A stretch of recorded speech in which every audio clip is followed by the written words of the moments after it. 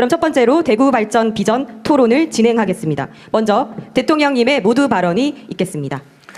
네, 대구 시민 여러분, 이렇게 만나뵙게 돼서 반갑습니다. 인사 먼저 드리겠습니다.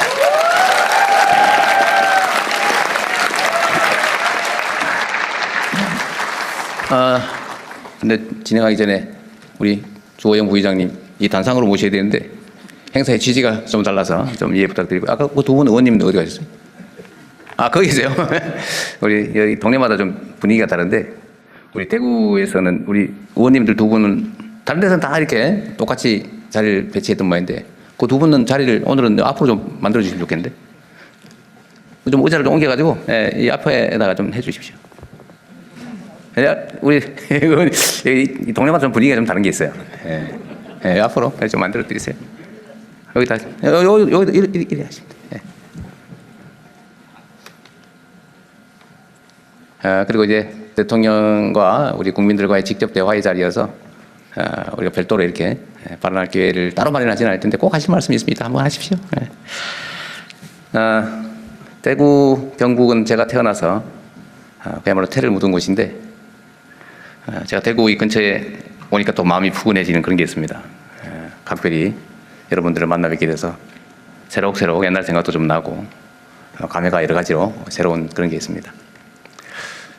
지금 대통령실은 서울 용산에 있으니까 제가 매일 겪는 바인데, 거기는 정말로 막 미어 터지고 막 복잡하고 막 사람이 많아가지고 집이 부족해가지고 난리가 나고, 지방으로 가면 사람이 없어가지고 제가 기업들 보고 제발 좀 지방에 좀 가세요. 세금도 깎아드리고 전기요금도 낮춰드리고 규제도 풀어드리고 이것저것 필요한 거 뭐 학교도 새롭게 지어드리고 온갖 거 다 하겠습니다. 그래도 가는 걸 망설여요. 그 물어보면 이유는 딱 그렇습니다. 우리도 가고 싶은데 가면 일할 사람이 없어요. 이렇게 말합니다. 그런데 지방에 있는, 지역에 있는 분들은 여러 가지 요인이 있지만 그중에 제일 크게 수도권으로 가야 되겠다, 서울로 가야 되겠다 이렇게 마음먹는 이유가 일자리인 것 같아요. 이거 먹고 살 길이 없습니다. 미래가 없습니다. 이렇게 얘기해요. 물론 거기는 여러 가지도 복합적인 게 있죠.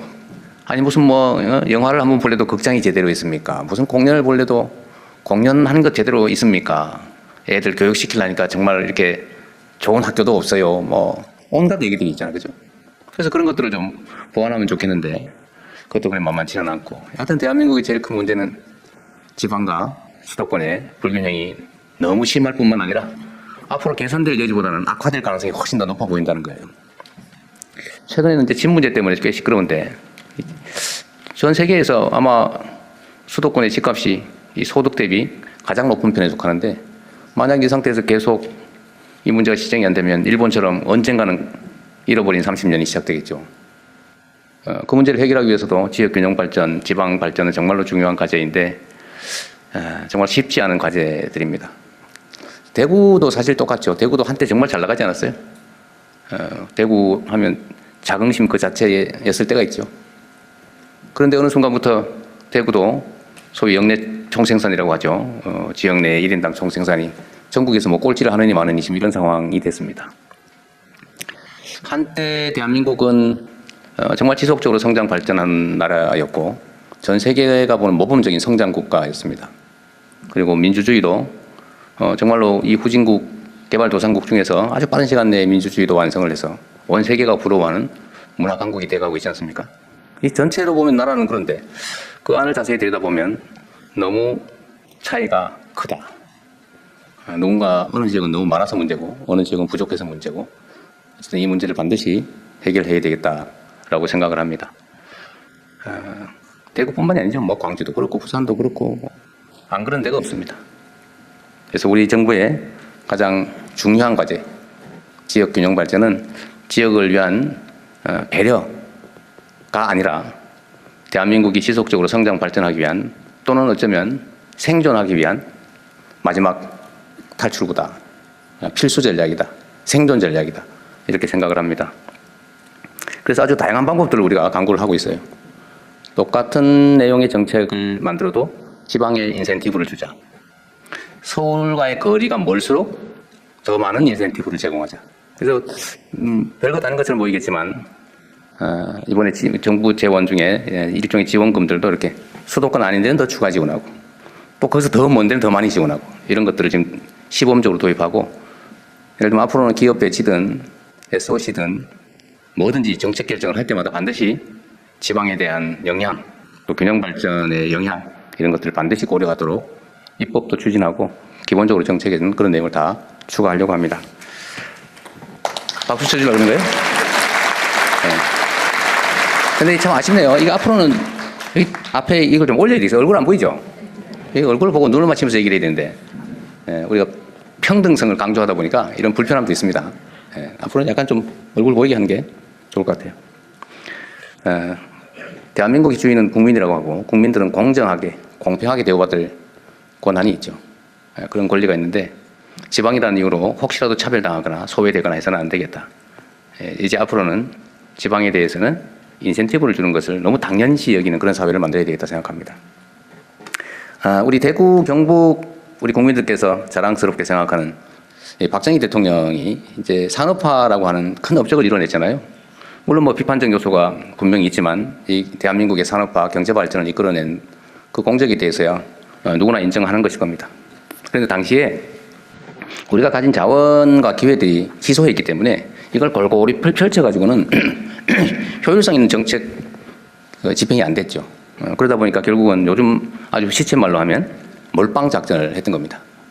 그러니까 특정 지역에 또는 특정 기업에 특정 계층에 이 자원과 기회를 몰아주고 거기서 성과가 나면 그걸 온 국민이 골고루 혜택을 보는 소위 낙수 효과 이런 걸 노리는 정책을 했고 실제 성과가 났죠. 몇 가지 부작용이 생겼습니다. 그게 첫째는 소위 재벌 체제, 또 하나는 수도권 집중이죠.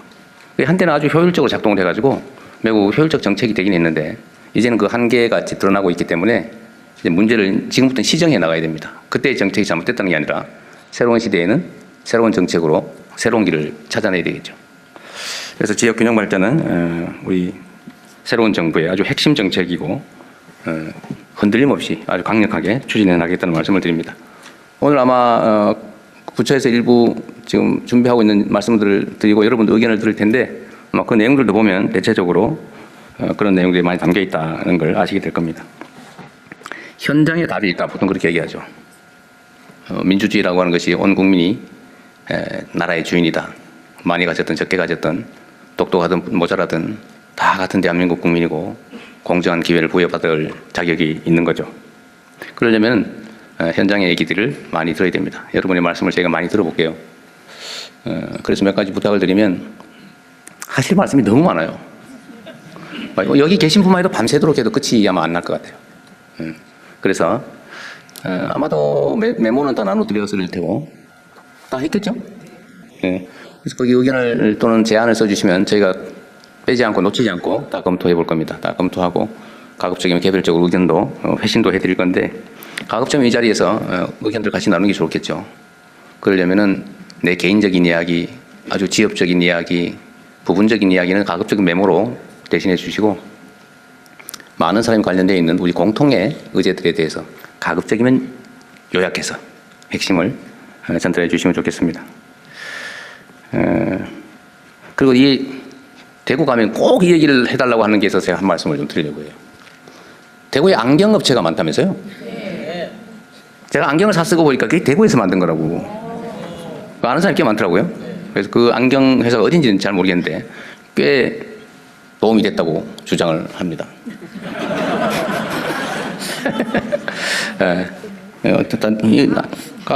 대구에서 생산한 걸 쓰세요. 나중에 확인해 보십시오. 다들 아시더라고요. 이게 찍어가지고 이것서 나온 거지 이렇게. 100% 안경 썼어요. 텔레비를 많이 봐서 그래요. 어쨌든 여러분 너무 반갑고요. 대구를 포함해서 수도권과 지역이 또 대한민국 국민들이 어디에 사나 공평하게 기회를 누리고 성장과 발전의 기회를 함께 만들어가면 좋겠습니다. 오다 보니까 주가지수가 3,900포인트를 넘었다고. 근데 여러분 박수 외치세요. 주식 가지고 계신 분이 많지 않을 것 같은데. 그러나 대한민국 경제가 이렇게 일종의 신호죠. 하여튼 미래가 조금 더 희망적이다라는 쪽에 판단하는 사람이 많다는 뜻인데 그게 현실이 될 수 있도록 만들어가고 대구 지역의 산업과 대구 지역의 발전도 함께 이루어질 수 있도록 함께 노력하겠습니다. 네, 고맙습니다. 네. 지방균형 발전, 성장을 시키는 것이 대한민국 생존을 위한 마지막 출구, 생존 전략이다. 그리고 이 대구에서 지금 소통을 하고 있는 것도 그 이유겠지요. 정말 좋은 말씀 감사합니다. 이번에는 보건복지부 장관의 첨단 기술 융합 메디시티 실현에 대한 발제가 있겠습니다.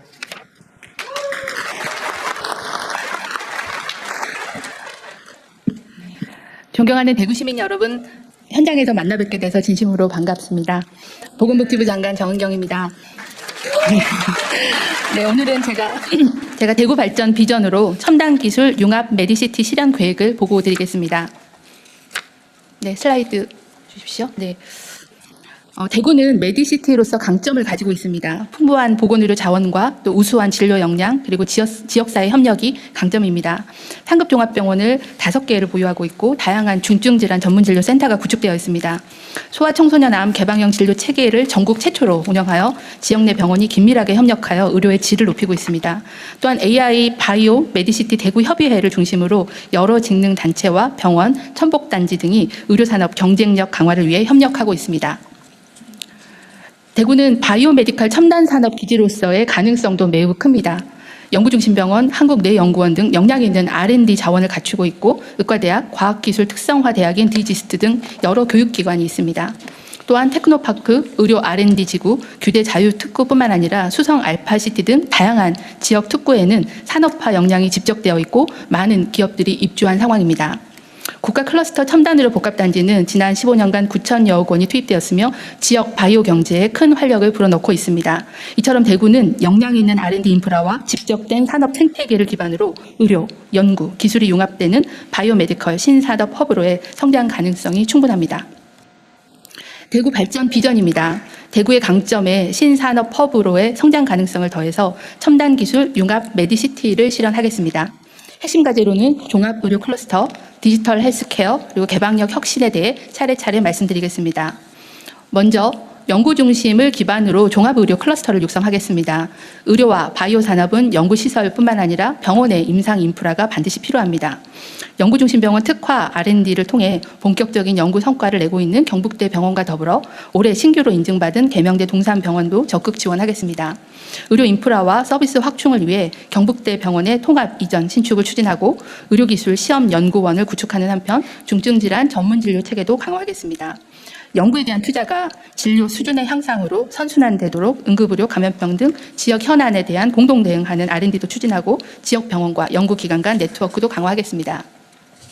둘째, 대구시가 미래 주력 산업으로 선정한 디지털 헬스케어를 적극 지원하겠습니다.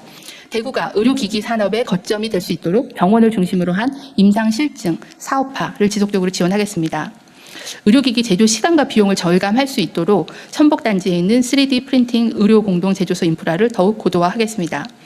관계부처와 대구시가 공동으로 5,510억 원 규모의 지역 거점 AX 혁신 기술 개발을 추진하여 바이오, 로봇 분야에서 글로벌 AX 핵심 기술을 개발하고 인프라를 조성하겠습니다. 셋째, 개방형 혁신 생태계를 활성화하겠습니다. 대구 경북 첨단의료 복합단지가 글로벌 클러스터와 경쟁할 수 있도록 적극 육성하겠습니다. 공공, 위탁 연구 개발 생산 역량을 강화해서 기업이 아이디어만 가지고 오면 비임상, 임상, 기술 이전, 제품화, 기업 성장 지원으로 이뤄지는 기술 서비스를 제공하여 성공 사례를 창출하겠습니다. 공공 클러스터로서의 보건안보와 공백기술을 지원하고 BIT 융합 캠퍼스 조성을 추진하는 등 제5차 첨단단지 종합계획을 차질 없이 이행하여 대구 첨복단지를 국가 대표 클러스터로 육성하겠습니다. 아울러 한국내연구원을 통해 글로벌 내연구 거점을 성장하도록 돕고 이노덴탈 규제 자육 특구를 중심으로 치료학 연구와 임상 사업화가 선순환되도록 하겠습니다. 정부와 대구시가 협력하여 첨단 기술 융합 메디시티를 실현하겠습니다. 시민에게는 우수한 의료 서비스를 제공하고 기업이 성과를 낼 수 있도록 지역 바이오 경제를 활성화하고 청년에게는 질 좋은 일자리, 바이오 일자리를 만들 수 있도록 하겠습니다. 감사합니다. 네, 메디시티로서 대구가 강점을 가지고 있다라며 대구에 헬스케어 신산업을 육성하고 메디컬 클러스터를 구축하겠다는 보건복지부 장관의 말씀을 잘 들었습니다. 이어서 대한민국 AI 로봇수도 조성에 대한 과학기술 부총리 겸 과기부 장관의 발제가 있겠습니다.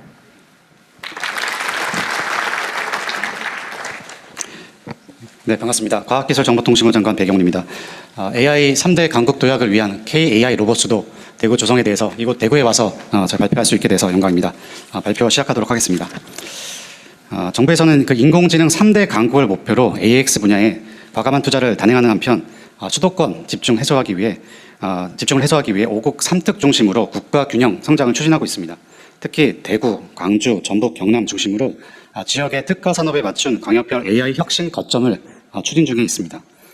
이곳 대구에서는 앞서 복지부 장관께서 말씀하신 바이오 분야와 함께 로봇을 중점 분야로 선정하여 대구의 1번 지역 공약인 대한민국 AI 로봇 수도 조성을 추진하고자 합니다.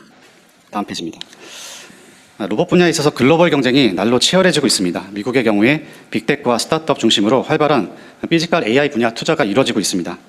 얼마 전에 미국의 범용 로봇 파운데이션 모델 전문 기업인 스킬드 AI가 3년 만에 기업 가치 6조를 달성했습니다.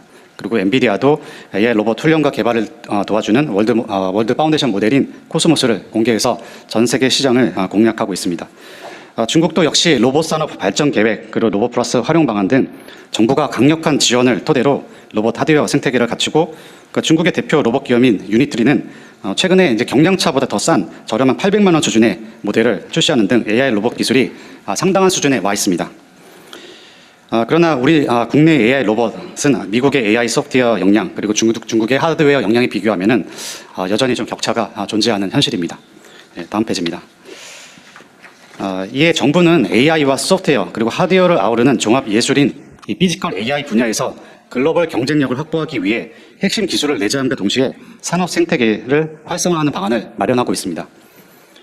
이를 위해서 물리세계에서 사람과 협업할 수 있는 협동 로봇을 포함한 AI 모델 전문 기업을 육성하고 AI 로봇 학습용 데이터를 대량 생산하는 확보 체계를 갖추고자 합니다.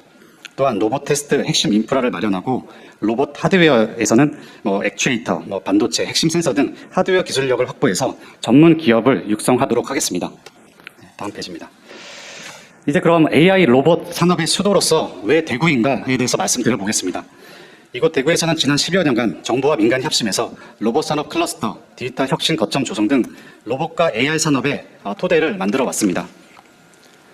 그 결과 대구는 국내 산업용 로봇 시장 점유율 1위인 현대 로보틱스를 비롯해서 250여 개의 로봇 기업이 위치한 비수도권의 최대 지역이 되었습니다. 또한 소프트웨어 기업 최다 집적 단지인 수성 알파시티가 위치한 곳이 바로 이곳 대구입니다. 이렇게 대구는 구미 등 산업단지와 연결될 뿐만 아니라 로봇과 AI로 대표되는 소프트웨어 시너지를 극대화하여 대한민국을 AI 로봇 강국으로 이끌기에 최적의 장소라고 생각합니다. 이렇게 AI 로봇 수도 조성을 위한 이제 3대 전략을 말씀드려 보겠습니다. 정부는 2026년부터 30년까지 3,200여 원을 투자해서 AI 로봇 수도로서 대구의 위상을 공고히 하겠습니다. 먼저 글로벌 경쟁이라는 험난한 파고를 헤쳐나가기 위해 AI 로봇 초격차 기술 확보를 추진하겠습니다. 두 번째로 AI, 액추에이터, 반도체, 시스템 엔지니어링 등 이 역량들이 총 직결된 산업 생태계를 대구에 구축하겠습니다. 마지막으로 개발된 기술과 제품이 상용화까지 이어질 수 있도록 지원하는 인프라 체계를 갖추도록 하겠습니다.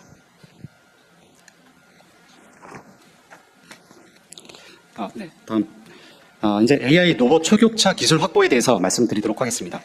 내년부터 2030년까지 자율로봇 원천 기술을 추진하고 이를 통해서 제조 현장에 맞춘 AI 로봇 기술을 개발하고자 합니다. AI 로봇이 현장에 적용되기 위해서는 인간과 로봇이 상호작용하는 연구가 필수적입니다. 인간과 협업하며 판단하는 인공지능 모델을 개발하고 AI 로봇 내에서 실시간 연상이 가능하도록 AI 모델을 소형화하고 고속화해서 산업 현장 적용을 가속화하겠습니다.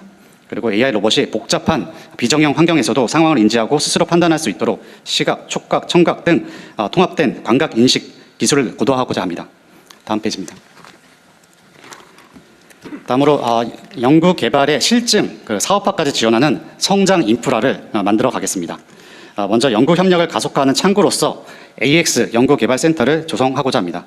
또한 AX 전문 분야별로 고품질의 정밀 데이터를 생성하는 시뮬레이터 등 데이터 확보 인력 체계 구축도 진행하겠습니다.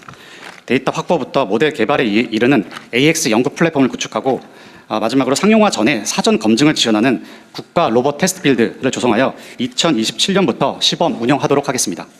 다음 페이지입니다. 산업 생태계의 조성을 위해 대구의 AI 로봇 산업 특화 단지 지정을 검토할 예정입니다. 특화 단지로 지정될 경우에 관련 인허가 신속 처리, 보조금 지원 등을 종합적으로 지원받으실 수 있습니다. 또한 디지스트 글로벌 캠퍼스를 조성하여 AI 로봇 시대에 맞는 초격차 인재 양성을 가속화할 예정입니다. 다음 페이지입니다. 2030년까지 대구는 AI 로봇 수도로서 위상을 확고히 하게 될 것입니다. AI 로봇 연구 개발의 허브로서 세계 최고 수준의 AI 로봇 원천 기술을 확보될 수 있도록 하고 기업 직접화 및 지원을 통해서 생산 유발 효과 1조 1천억 원 그리고 2만 2천여 명의 인재를 양성하고 1만 1천여 명의 일자리를 창출하도록 합니다. 네. 아마 여러분들 아까 슬라이드 중에 왜 대구인가 이때부터 저는 눈이 확 덧띄었던 발제 시간인데요. 오늘 산업부 국정감사가 진행돼서 산업부 장관께서는 아쉽지만 자리하지 못했습니다. 산업부 장관을 대신해 산업부 산업정책실장께서 미래 모빌리티 산업 선도도시 구축에 대한 발제를 해주시겠습니다.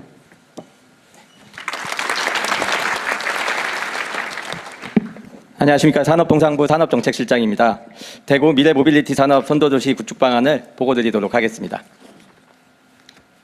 이미 잘 알고 계시겠지만 모빌리티 산업 즉 자동차 산업은 국민 경제 기여도가 매우 높은 산업입니다. 우리나라 제조업 가운데 생산과 고용을 가장 많이 하고 있으며 무역수지 흑자도 가장 많은 우리 경제 매우 중요한 산업이 되겠습니다. 또한 자동차 산업은 철강, 기계와 같은 전통 제조업에서부터 AI, 반도체, 배터리와 같은 첨단 산업에 이르기까지 파급 효과가 큰 종합 산업이라는 특징이 있습니다. 주요 국정과제 중 하나인 지역균형 성장은 지역산업의 경쟁력에 기반해서 추진되어야 한다고 생각합니다. 대구는 모빌리티 산업에도 강점이 있습니다. 모빌리티 산업은 대구 제조업 생산액의 53%를 차지하고 있으며 1,000여 개가 넘는 부품 생산 기업, 4만 5천여 명의 종사자들이 있습니다. 또한 대구에는 엔진, 공조, 차체와 같은 전통 자동차 부품뿐만 아니라 인지 센서, 전장과 같은 자율차 부품까지 미래차 부품 산업의 밸류체인이 촘촘하게 구축이 되어 있습니다. 이와 함께 우수한 대학과 기술 역량이 풍부한 자동차 관련 연구원들도 갖추고 있어 모빌리티 산업을 선도할 충분한 잠재력을 보유하고 있다고 생각합니다. 이러한 강점들을 바탕으로 대구가 미래 모빌리티 핵심 도시 선도 도시로 발전할 수 있도록 초격차 기술 개발, 인프라 구축, 클러스터 집적, 기반 조성이라는 4개의 축을 중심으로 집중 지원해 나가도록 하겠습니다. 첫째, 미래 모빌리티 기술 개발 분야입니다. 차량이 스스로 인지 판단하고 운전할 수 있는 자율주행 알고리즘 개발을 지원하고 소프트웨어 중심 자동차의 필수적인 일명 SDV 플랫폼, 자율주행차의 핵심 부품인 차량용 반도체 개발까지 추진해서 독자적인 자율주행차 생산 기반을 만들도록 하겠습니다. 이런 미래 모빌리티 기술의 상용화를 위해서는 개발된 기술의 검증과 제조 인프라 구축도 필요합니다. 우선 글로벌 기준에 대응하기 위해서 대구 주행시험장을 고도화하도록 하겠습니다. 대구 주행시험장은 현재도 많은 기업들이 활용 중인 시설이지만 글로벌 시험 기준에 맞는 테스트 트랙 등을 30년까지 추가 구축하도록 하겠습니다. 다음으로 최신 기술인 엔드투엔드 자율주행 기술 개발에 필요한 실험 및 검증 장비도 구축해 나가도록 하겠습니다. 또한 자율적인 생산 공정 구현을 위해 AI 제조 혁신 기반도 지속적으로 확충해 나가겠습니다. 셋째, 대구 소재 부품 장비 특화 단지와 지역 혁신 클러스터 사업을 더욱 내실 있게 추진하도록 하겠습니다. 예전에는 자동차의 핵심 부품이 엔진이었다면 이제는 모터입니다. 대구는 모빌러티 모터를 중심으로 하는 소재 부품 장비 특화 단지로 지정되어 있습니다. 또한 모빌리티 지능형 부품과 소프트웨어 산업이 지역 혁신 클러스터 사업으로도 지정되어 있습니다. 이러한 특화 산업의 맞춤형 기술 개발을 위해 예산 등 지원을 더욱 확대해 나가고자 합니다. 마지막으로 미래 모빌리티 산업의 지속 가능한 성장 기반을 확충해 나가도록 하겠습니다. 전기차와 자율주행이라는 패러다임 전환을 맞아 전문 인력 양성을 위해서 미래 모빌리티 아카데미 구축을 추진하고자 합니다. 기업이 원하는 규제들도 개선해 나가겠습니다. 자동차 카메라의 원본 영상 활용 허용이나 도시 단위 실증 사업 도입 등을 관계부처와 함께 조속히 추진토록 하겠습니다. 그리고 정책 금융 지원도 확대하여 기업들의 경영 부담도 최대한 줄여나가도록 하겠습니다. 산업부는 이상 말씀드린 4가지 선도 방안을 차질 없이 추진하여 대구시 그리고 이곳 지역 기업과 함께 대구를 미래 모빌리티 산업으로 전환하겠다는 전략을 반드시 성공적으로 이행해 나가도록 하겠습니다. 감사합니다. 네, 대구시를 반드시 미래 모빌리티 산업 선도도시로 구축하겠다는 그런 산업부의 다짐도 들어봤습니다. 네, 말씀처럼 대구시가 희망찬 내일로 그려질 수 있도록 지역 주민 여러분께서 생활 속 경험과 지혜로 늘 함께해 주시길 부탁드립니다. 이어서 참석하신 업계 종사자들과의 이제 진솔한 의견을 들어보는 시간을 가지도록 하겠습니다. 현재 진행되는 1부에서는 이제 장관님들의 발제, 그리고 발제와 관련된 그 업계 종사자 분들 중심의 제안을 해주시기를 바랍니다. 발언하고자 하는 분들은 앉은 자리에서 손을 들어주시면 제가 지목을 드리도록 하겠습니다. 네, 잠깐만. 진행과 관련해서 요 다음 요거 좀 나눠서 3시부터는 지역 정책 제안 뭐 등에 관해서 자유롭게 얘기할 수 있는 기회들이 있으니까 가급적이면 이 발대 부분 또는 이와 관련이 가급적 있는 쪽으로 우선 집중해 주시고요. 아마도 여기 오신 분들은 그런 생각 들 거예요. 아이, 저 뭔 소리 하는지는 뭐 대충은 알겠는데 그보다 야, 저 대구의 수도 어떡할 거야 저거? 어? 취수원 어떡할 거야? 공항 옮기는 거 어떡할 거야? 학교 어떡할 거야? 이게 사실은 더 관심이 클 가능성이 있어요. 예. 근데 그 문제는 이따가 3시 넘어서 다음에 지역 정책 관련해서 할 얘기가 있을 때 그때 하시고 일단은 여기에 집중해서 약간 전문적인 부분이어서요. 예, 여기 집중해 주시기 바랍니다. 네, 여기 셋째 줄에 계신 네, 여성분 말씀 주십시오. 네, 의례적인 얘기는 생략해도 됩니다. 네. 네, 발표할 기회를 처음으로 주셔서 감사합니다. 저는 대구 천복단지에 입주해 있는 바이오 기업인 아스트로젠 대표이사 황수경이라고 합니다. 저는 소아신경과 의사이기도 하고요. 그 전국 최초로 그 항암 환자들 연계를 하고 있는 이제 자랑스러운 칠곡 경북대병원 교수 출신이기도 합니다. 현재는 이제 교수직을 사직을 하고 이제 그 신약 개발 업무에만 집중을 하고 있습니다. 우선 제가 말씀드리고 싶은 것은 이제 저희 나라 식약처의 어떤 규제 심사 과정이 전 세계적으로도 굉장히 수준이 높고 또 보수적인 상황이라 국가 보건 안전을 위해서는 굉장히 대통령님께서 잘 유지를 해주고 있다고 생각을 하고 있습니다. 다만 소아 희귀 질환 환자들 같은 경우에 이러한 허가 절차들을 다 받을 수 있는 십몇 년을 기다리게 되면 그 안에 아이들이 사망을 해버리거나 연구 장애를 가지게 되는 그런 안타까운 사례들이 너무 많이 발생을 하고 있습니다. 그래서 정말 소아 희귀 질환 대상만이라도 또 아무 약이나 다 허가를 빨리 해달라는 것이 아니라 최소한 안전성이 검증된 약이라고 하면 좀 조기에 허가를 해주고 사후의 평가 체계를 유지하는 그런 제도적 유연성이 좀 있으면 좋지 않을까 그런 의견을 좀 드리고 싶고요. 이제 저희 나라뿐만 아니라 미국이나 유럽 같은 경우에는 이런 소아 발달 장애나 희귀 질환 같은 경우에 뭐 단일 임상만으로도 허가를 해주고 사후 평가를 병행을 한다든지 또 이제 중국 같은 경우에도 의약품 허가 제도는 생각보다 굉장히 까다롭게 유지를 하고 있는데 중국 내에 허가가 되지 않은 의약품이라고 하더라도 아주 미충족 수요가 높으면서 안전성이 보장된 해외 약품 같은 경우에는 하이난성을 그런 테스트 베드로 활용을 하면서 환자들한테 실제로 좀 써보게 하고 사후 평가 체계를 이제 리얼월드 데이터를 통해서 확보하는 그런 조기 허가 제도를 이제 적응증에 따라서 좀 유연하게 네. 운영을 하고 있습니다. 그래서 저희 천복단지를 그런 이제 심각한 좀 신속하게 치료제가 필요한 질환에 한해서 안전한 약들 대상으로 해서 좀 조기에 허가를 하고 사후 평가 제도를 활용할 수 있는 테스트 베드로 좀 활용해 주십사 검토를 부탁드립니다. 이거 복지부 장관님 며칠 전에 우리 규제개혁 토론할 때 했던 얘기죠, 이거? 네, 규제개혁 방안에 대해서 말씀드렸었습니다. 들은 분들이 많을 테니까 아주 간단하게. 네, 제안해 주셔서 감사합니다. 말씀하신 대로 소아희귀 질환은 치료제가 많지 않아서 신속한 개발이 굉장히 중요합니다. 말씀 주신 거는 안전성이 보장되는 걸 전제로 유효성에 대해서는 조금 더 유연하게 허가 제도를 신속 도입하자라는 말씀 주신 거에 저도 공감하고요. 그런 희귀 질환과 또 천복단지를 연계해서 할 수 있는 테스트베드나 특례 지구나 뭐 이런 부분들은 식약처하고 저희하고 좀 협의해서 방안을 찾아보겠습니다. 이미 한다고 전에 약속했어요. 며칠 전에. 예. 감사합니다. 네, 감사합니다. 그러면 저기 다섯 번째 줄 그 카메라 옆에 남성분 말씀 주십시오. 네, 대통령님 만나서 반갑습니다. 저는 지금 대구에서 언어재활센터를 운영하고 있고요. 지금 오전에도 장애아이들하고 치료를 하고 온 언어재활사 김영무라고 합니다. 네, 반갑습니다. 제가 지금 좀 민원은 가능하면 하지 말라고 하셨는데 어떻게 보면 고쳐야 될 부분이 정책이 되기도 하기 때문에 제가 몇 가지 지금 말씀드리려고 합니다. 대구는요, 섬유의 도시이기도 하지만 재활치료의 도시이기도 하거든요. 그래서 제가 이 대구에 와서 처음 공부를 시작했을 때만 하더라도 대구가 재활치료에서는 최고였습니다. 그런데 지금은 대부분 수도권으로 또 많이 빠져나가고 해서 각 기관들이 좀 어려움들을 겪고 있는데요. 저희가 이제 재활치료하는데 국가에서 바우처 제도를 제공하고 있거든요. 장애아이들이라든지 이런 쪽에 지원을 하고 있는데 지금 서비스 비용이라든지 이런 것들이 상당히 문제가 많습니다. 이 사업을 갖다 2008년부터 본격적인 사업을 시작을 했었는데 그동안에 최저임금이 260% 이상 올랐거든요. 근데 지원금이 22만 원에서 올해 25년도에 25만 원으로 3만 원 이상 했어요. 결국에는 그 부담을 전부 다 부모님이 내거나 아니면 제공 인력들이 다 담당해야 되는 이런 문제들이 생기고 있거든요. 그리고 비용도 잘 지급하지도 않을 뿐더러 연말이 되면 예산이 부족하다는 이유로 연체가 되기도 하고 그래서 실제로 제공 인력들과 운영자들이 상당히 큰 어려움을 겪고 있습니다. 그리고 관련되는 이 매뉴얼 자체도 너무 탁상 행정들이 많아요. 이름은 분명히 전자바우처인데 모든 걸 수기로 작성해야 되고요. 그래서 치료사들이 실제적인 치료를 하는데 에너지를 쏟기보다는 행정 처리하는데 모든 에너지를 지금 쏟아야 되는 이런 상황들이 너무나 많이 발생하고 있습니다. 그리고 정책 제안을 좀 하나 드리자면요. 지금 점점 이제 노인 인구들이 늘어나고 뇌졸중이나 실종 환자들이 점점 증가하고 있거든요. 그런데 그런 분들이 병원에서 1차적인 의료적인 조치 이후에는 다 밖으로 내몰리고 있어요. 어떻게 보면 이런 분들의 의사소통 문제는 복지적인 차원에서 꾸준히 지원을 해야 되기 때문에 이런 노인분들을 위한 바우처라든지 아니면 장애아이들을 조기에 진단할 수 있는 이런 시스템의 개발들이 지금 너무나 필요합니다. 실증이라서 이런 부분에 대해서 말씀드리고요.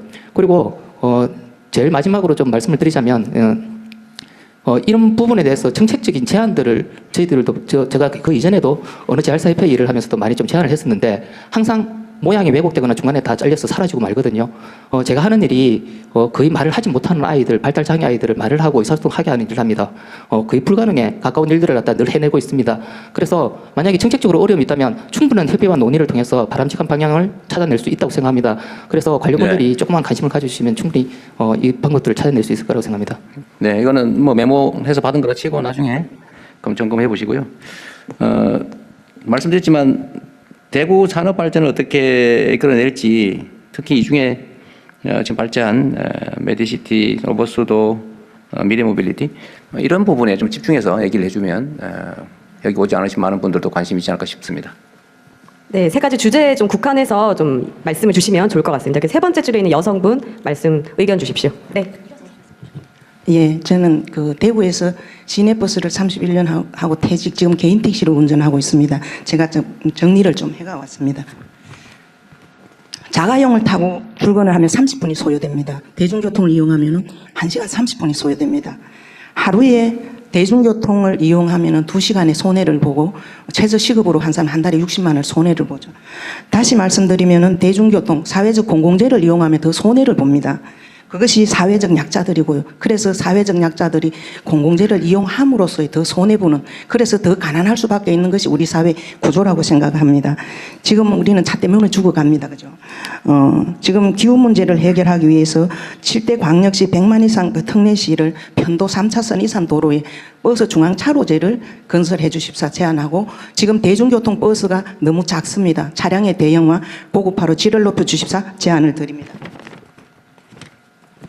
많이 써왔나 봐요. 네, 선진국에서는 조금 더 줄여서 말씀해 주십시오. 예, 선진국에서는 100만이 안 되는 도시도 굴절버스 트램들을 사용해서 편리함을 주고 있죠. 수소사 전기차가 친환경 차가 아닙니다. 전기차는 탄소를 쓰고 탄소 연료이고, 수소차는 수소 1g 생산하는데 탄소가 10g이 발생합니다. 대중교통 문제는 그 대중교통의 기반을 개선해서 대중교통을 이용한 자동차를 줄이는 것이 친환경 정책입니다. 그런데 우리는 대한민국은 교통 정책을 한 것이 아니라 자동차 정책을 하고 있습니다. 차 사라고 수소차 사면 3천만 원, 지방마다 조금 다릅니다. 지원을 하고 있습니다. 그 3천만 원이면은 한 사람이 매일 30년을 공짜 태울 수 있는 비용이죠. 저는 지금 대구 시내버스가 지금 배차 간격이 17분 정도 됩니다. 예전에 지하철이 없을 때는 4분, 5분이었습니다. 지하철 3호선까지 건설했는데 지금 17분. 대중교통은 그 배차 간격이 10분이 넘으면 대중고통이 됩니다.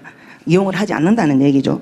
그래서 지금 대중교통이 지하철 생길 때마다 노선 전면 개편을 해왔는데 노선이 개판이 되어서 탈 수 없는 차를 만들어 왔다는 것입니다. 네네. 네. 아마 선생님. 지역의 어떤 교통 문제, 그리고 저는 그 민주주의 국가에서는 비용이 공정해야 된다. 대중교통을 이용하는 사람과 자가용을 이용하는 사람 시간 비용이 공정해야 된다. 그런 생각을 하고, 그래서 7대 광역시 또 10대 특례 100대 10대 도시 이런 데는 대중교통 중심의 교통 체계를 구축하여 네, 질을 조금 정리해 높여야 된다 주십시오. 생각을 합니다. 대중교통 하나를 바로 세우면 기후 문제를 해결할 수 있고 지역 경제를 살릴 수가 있습니다. 소비 구조를 바꾼다는 겁니다. 네. 대기업 자가용을 가지고 나오면은 대형 마트를 가고 거기에서 한정 소비를 하고, 그래서 주변에 문구점, 철물점, 그릇점 다 망했습니다. 선생님 저희가 그 의견서 주셨으니까 꼭 받아서 좀 챙겨주십시오. 그래서 대중교통 중심의 어떤 교통 정책을 펴달라고 당부드립니다. 이상입니다. 네, 줄여주셨지만 조금 더 줄여주시기 바랍니다. 특히 우리 3대 발제한 내용의 관계에 대해서 좀 말씀해 주실 분이 계실까요? 네? AI 로봇 수도 관련해서 있습니까? 네, 말씀 한번 주십시오. 네, 대통령 안녕하십니까. 저는 대구 수성구에 살고 있는 이수석입니다. 저는 이제 10년 동안 아까 말씀하셨던 언어재활사 협회에 이제 선생님처럼 복지기관에 있고요. 350명 정도 되는 저희 복지기관장님들, 발달센터장님들의 의견을 취합해 왔습니다. 그리고 저는 사실 오늘 대통령님보다 AI 수석이신 제 이름도 이수석인데 하정우 님께 좀 제안 드리고 싶은 게 있습니다. 사실 많이 써왔는데요. 간단하게 말씀드리고 싶습니다.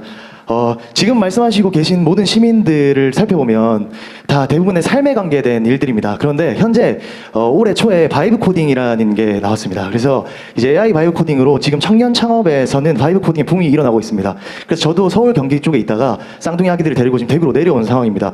그게 가능했던 이유는 코딩의 코자도 몰랐던 제가 이제 중고 노트북 하나 들고 아이들 육아를 다 끝낸 후에 밤을 새우며 플랫폼 개발을 할 수 있게 된 시대가 되었습니다. 그래서 저는 정책적으로 제안을 드립니다.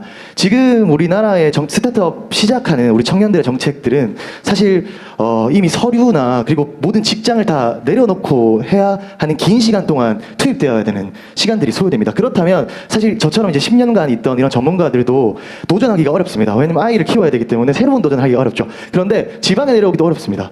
그런데 지금 AI 바이브 코딩이라는 게 나타나면서 코딩의 코자도 모르는 전문가가 아닌 사람들이 플랫폼을 개발하기 시작했고 저도 한 달 만에 플랫폼을 만들었습니다. 그래서 거기에 기관이 50개 이상 한 달 만에 들어왔고요. 1000명 이상의 청소년, 장애 아동 부모님들이 지금 유입이 되고 있습니다. 저도 매우 놀랍습니다. 그런데 이거는 이미 미국이나 다른 세계에서 청년들이 이루어내고 있고 바이브 코딩으로 이미 4천억 대의 엑시트를 치고 있는 형태가 많이 나타나고 있습니다. 그래서 하정우 수석님께 저는 꼭 정책적으로 제안드리고 싶습니다.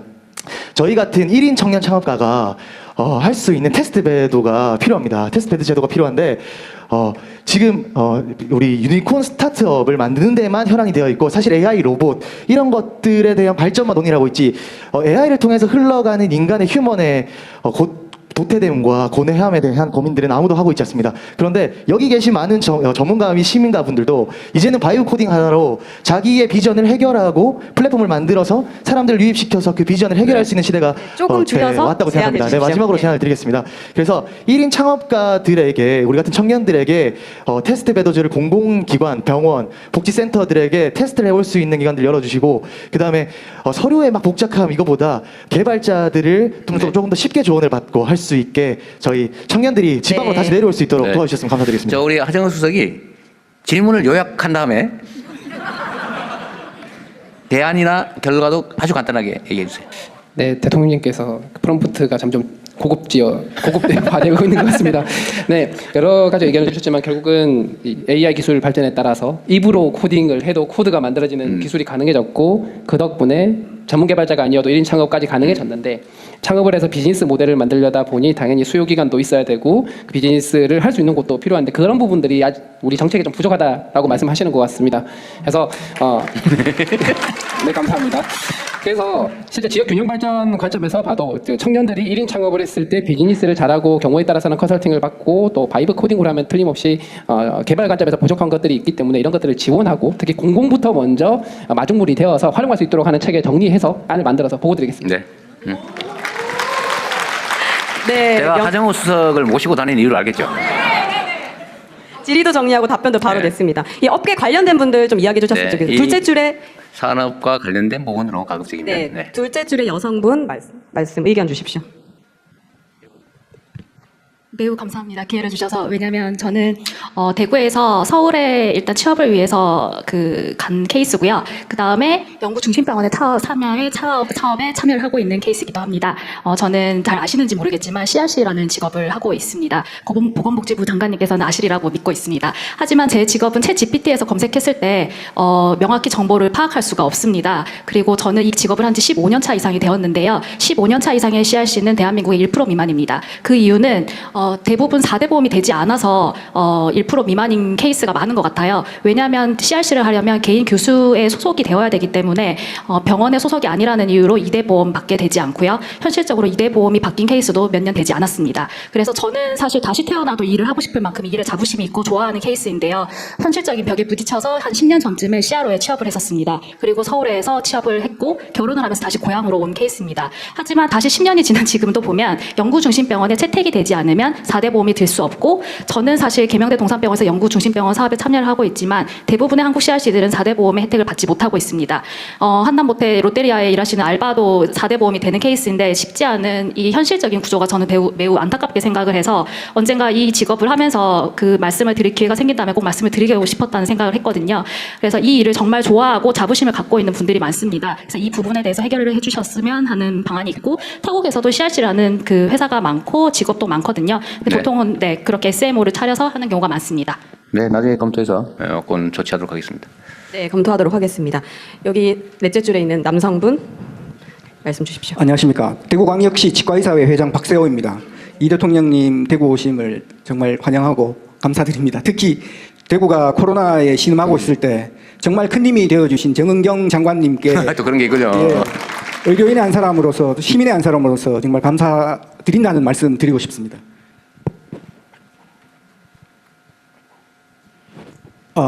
대구는 아까 장관님께서 잠깐 언급하셨지만은 천복단지에 있는 치약 연구에 대해서 잠깐 언급하셨는데, 사실 의과는 지금 연구원이 5개가 있고 한의학 쪽은 2개가 있는데 저의학은 아직 하나가 없습니다. 설립법안은 물론 마련이 되어 있긴 합니다만은 지금 대구는 저희 치과의사회와 더불어 12년 동안 이 유치 사업을 지금 진행해 오고 있는 중입니다.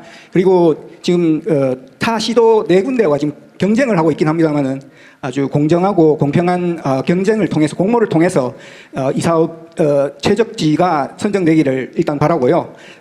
대구에 있기 때문에 제가 또 대구 자랑을 안 할 수가 없습니다. 대구는 천복의료단지라는 아까 보셨듯이 너무나 훌륭한 연구 인프라가 있고요.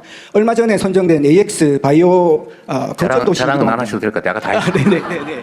그래서 최적지가 아닌가 이렇게 생각을 하고요. 아까 대통령님께서 말씀하셨듯이 GRDP가 전국 하위고 정말 지방 소멸을 걱정해야 되는 그런 지경에 있습니다. 그래서 메디시티, 덴탈시티가 더욱 발전될 수 있도록 국립치약연구원 대구 유치에 대해서 간곡히 건의드리고 싶습니다. 감사합니다. 이 치아연구원을 지금 설립하는 것이 하고 있는 뭐죠? 네, 설립할 계획이고 이제 사전 타당성 연구 용역이 끝났고요. 네. 말씀하신 대로 현재 4개 시도가 관심을 보이고 있어서 알겠습니다. 공모를 내년에 진행할 예정이고요. 대구의 강점을 잘 살펴보겠습니다. 감사합니다. 지금 3시가 좀 넘어가고 있는데 조금 더 받아볼까요? 네. 한두 분만 하고 네. 합쳐서 하시죠.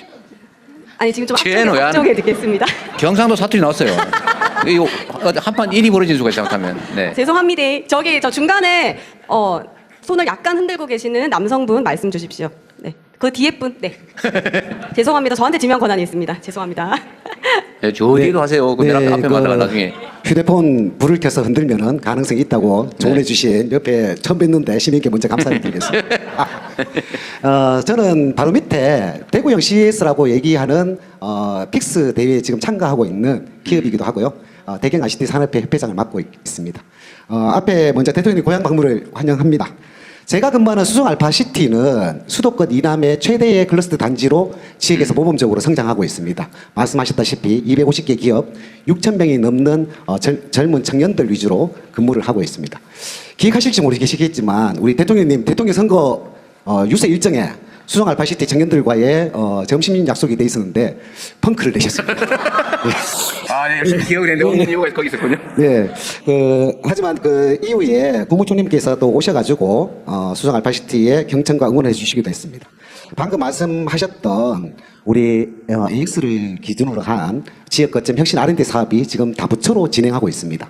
이 다부처 사업을 저희들이 바라보는 지역의 입장에서 물론 크게 반기기도 하고 기대도 하고 이번 기회를 통해서 지역 기업들이 스킬업을 통해서 글로벌 스케일업을 할 수 있는 좋은 계기라고 생각하고 저희들도 열심히 하고 있습니다. 저희들이 일간 이렇게 얘기했거든요. 아까 대통령님께서 지역의 발전을 위해서 저희 기업인들이 해야 될 일은 무엇인가? 해외에서 돈 벌어서 대구에서 세금 내야지. 우리 모두가 살 수 있다는 그러한 의지들을 갖고 있습니다. 그런 측면에서 조금 이렇게 걱정되는 부분에서 건의를 드리고자 합니다. 앞에 계시는 새 부처 장관님과 실장님께는 조금 부담스러운 말이 될 수도 있는데요. 우리가 지역 거점 글로벌 AX 혁신 R&D 사업을 한다는 거는 어디에 방점을 맞추느냐도 조금 영향을 미칩니다. 물론 둘 다 중요하겠지만 중앙부처에서는 혁신 R&D, 글로벌 경쟁력이 있는 혁신 R&D에 방점을 맞출 수밖에 없고요. 그게 성과를 내고자 하니까요. 그런데 우리 지역의 기업은 그 사업에 우리 지역의 기업들이 주도적으로 참여한 지역 거점에 방점을 조금 더 찍고 싶습니다. 물론 자기 혁신과 자기 개발을 위한 우리 노력도 하겠지만, 그래서 간략하게 건의사항을 말씀드리면은 중앙부처에 보통 하는 이런 사업들 자체의 기획, 관리, 운영 자체가 지역의 지원사업단 중심으로 해서 진행을 하고, 중앙부처에서 관련된 산하기관이나 중앙부처에서는 이를 적극적으로 지원을 해주셔야지 지역 거점이라는 이런 부분에서 저희들이 힘을 받지 않을까 이렇게 생각됩니다. 예, 뭐 우리가 흔히들 오해와 편견을 넘어설 수 있는 것은 늘 평범한 사람들이 특별한 용기를 낼 때 이루어졌던 일이라고 생각합니다.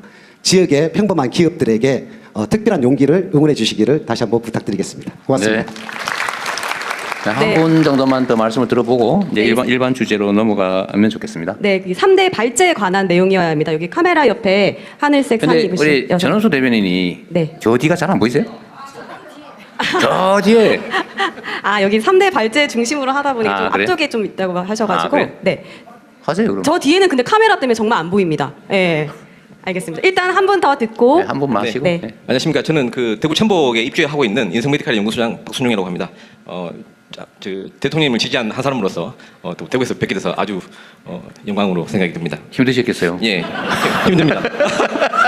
네, 제가 이제 딱 이제 좀 시간이 없으니까 짧게만 두 개 드리겠습니다. 일단 제가 의료기기 기업이라서 짧게 두 개 드리면 현재 저희가 이제 본부처 사업으로 이제 필수 의료기기 중에 특히 에크모, 뭐 아마 정경 장관님 잘 아시겠지만 저희들이 그 최순환 생명 유장치를 개발을 하고 있습니다. 이것들은 사실 그 코로나 상황에서 국민의 그 생명과 안전을 보장하는 기기로서 숨은 영웅과 같은 역할을 했었거든요. 그래서 이러한 그 최생명 유장치의 경우는 이제 재정 수입선입니다. 그래서 그때도 아마 뭐 잘 아시겠지만 수입이 안 돼서 뭐 이렇게 되게 애를 먹는 현장에서 그랬던 기억이 기억이 나는데요. 제가 제안드리고 싶은 거는 여튼 이 제품들 특히 이런 그 최생명 유장치들 같은 경우는 국방산업이나 항공우주산업, 그 다음에 AI와 같이 일종의 국가 주도의 어떤 그 전략 기술을 분류를 해서 국가 주도의 연속성 있는 지원을 좀 해주셨으면 하는 제안을 드리고요. 특히 이제 이런 그 시학처가 사실 뭐 여러 가지 이제 적극적인 어떤 사전 규제 지원 활동도 해주셨고, 그 본부처 사업단에서도 이제 전주기 R&D 지원하고 그다음에 관리를 통해서 이제 많이 좀 지원해 주셨지만, 물론 이제 천복에 있는 심사부와 그다음에 대구시학청 마찬가지입니다. 그래서 저희들 충분히 도움을 많이 받고는 있지만 앞으로 국산화를 위해서 좀 더 이제 정책적 수립과 그다음에 단계별 영속성이 있는 연구개발 예산 지원을 요청을 드립니다. 그리고 한 가지 더 있는데요. 저희가 이제 수액 세트를 합니다. 이게 그 의료기기 산업계에서는 거의 쌀과 같은 존재인데 개당 가격이 보험 수가가 한 330원 합니다. 이게 초코파이 한 개 가격보다 쌉니다. 그래서 이런 그 수가 제도를 조금 더 현실화할 수 있는 그런 방안을 좀 더 수립해 주시면 감사합니다. 하겠습니다. 그 저희 대표이사님 요 얘기는 좀 해달라고 하셔가지고 제가 말씀드렸습니다. 대표이사님 대신하는 거예요 지금? 네네. 네, 감사합니다. 대통령님 저 맨 뒤에 한 명만 더 그러세요. 받도록 네. 하겠습니다. 저 뒤에 네 맞습니다. 넥타이 매신 남성분. 예, 반갑습니다. 저는 이제 스마트 도시를 아까 세 가지 의료, 로봇, 뭐 교통으로 했는데 뭉쳐가지고 구체적인 이제 프로젝트를 추진해서 수출할 수 있는 전략을 구사해야 된다 생각합니다. 그리고 그걸 하기 위해서는 수도권의 인재들이 대구에 이제 잡 쉐어링 형태로 와서 일하고 또 그 프로젝트를 수행했던 걸 이제 농촌에 보면 외국인 노동자들이 많은데 돌아가면 창업을 많이 하시거든요. 그런 분들 협업해서 한국 또는 뭐 아시안 이제 개발도상국하고 조인트 벤처 생태계를 이루는데 국가 전략을 좀 마련해야 되지 않나 생각합니다. 그러니까 예를 들어서 이제 치매 노인이 많아지는 시대인데 1,000만 명 고령 인구 중에 독일에는 그 치매 마을을 치료하는 의료 기관이 있는 걸로 알고 있는데 말 자체가 이제 치료를 하는 기관이 되는 거죠. 그렇듯이 이제 특정 질병, 아까 뭐 길링바레다든지 심장 특정 질병을 체계화해서 그 인구 소멸을 하는 마을에 이제 한 10,000명 정도 이제 복지 타운을 개발해서 이제 로봇, 인공지능, 교통 등 종합적으로 이제 스마트 미니 도시죠. 그걸 개발해서 이제 수출할 수 있는 모형을 개발할 때 우리 자매 도시 또는 에이펙 아시안도 있으니까 그런 컨소시엄에서 장기적인 수요를 창출할 수 있는 게 필요하다 봅니다. 저희 이제 그 부모님이나 어제도 치매 사례를 들었는데 그보다는 아까 뇌하고 이제 그 재활 분야 했는데 그 분야도 특히나 장애인, 시각장애인도 전 세계에 하면 굉장히 몇 천만 명이 되니까 시각장애인 1만 명을 위한 작은 스마트 도시를 만들면 그 세계 수출 모델이 되지 않겠습니까? 그리고 수도권에 있는 어르신 장애인들이 지방으로 이전해서 보다 건강사회, 삶의 질을 높일 수 있는 사회를 구현할 수 있다고 보거든요. 그래서 십시일반이라고 5천만 명 중에 10분의 1이면 500만 명이지 않습니까? 그러니까 500만 명이 수도권하고 지방하고 이게 선순환하면서 생활할 수 있는 사회 인프라를 구축해야 된다 보거든요. 그런 차원에서 이제 아까 세 가지 3대 전략을 거시적으로 보고 다시 좀 더 보완해서 체계적으로 했으면 좋겠습니다. 그래야지 인재도 되고 오고 한국뿐만 아니라 글로벌한 소셜 벤처를 바라고 온다 보거든요. 사실 좀 구체적으로 설명드리면 이걸 구현하기 위한 한 점보다 더 큰 국민복지 종합공사 같은 게 좀 필요한 것 같아요. 주거, 의료, 교육 이런 뭐 도서관 문화복지를 할 수 있는 게 15분 내에 할 수 있는 걸 그 스페인에서는 그런 모델의 도시가 있는 걸로 알고 있거든요. 그걸 참고해서 한 10,000명에서 한 5,000명 단위의 이제 마을 혼자 사시는 분들이 네. 서로 돌보면서 할 수 있도록 했으면 좋겠습니다. 그리고 마지막으로 거기에 관해서 이제 정부 재정과 국민연금을 통해 가지고 투자하고 성장할 수 있는 복지 자본 시장을 구축했으면 좋겠습니다. 거기 이제 공공선 예를 들어 헌혈 100번 하면 뭐 주택이나 이런 걸 무료나 네. 여기까지만 정리할게요. 하여튼 그런 공공선 경제를 할 수 있도록 예, 근본적인 개혁이 네. 필요하다 해서 좀 길게 설명드렸습니다. 예, 네. 감사합니다. 네. 감사합니다. 좋은 의견 감사드립니다.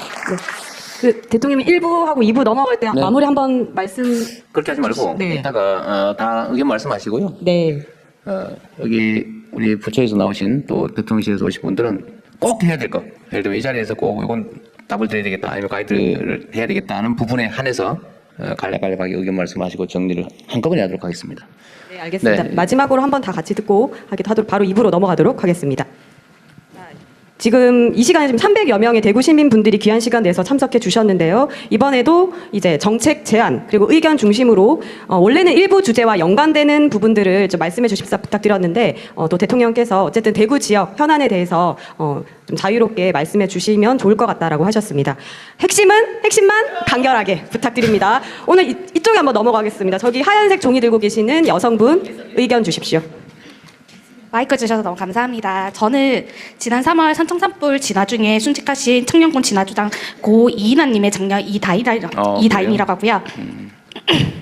저희 아버지 죽음을 헛되지 않도록 산불 진화 업무가 제대로 된 체계로 관리될 수 있도록 제도를 개선 요청드리고 싶습니다.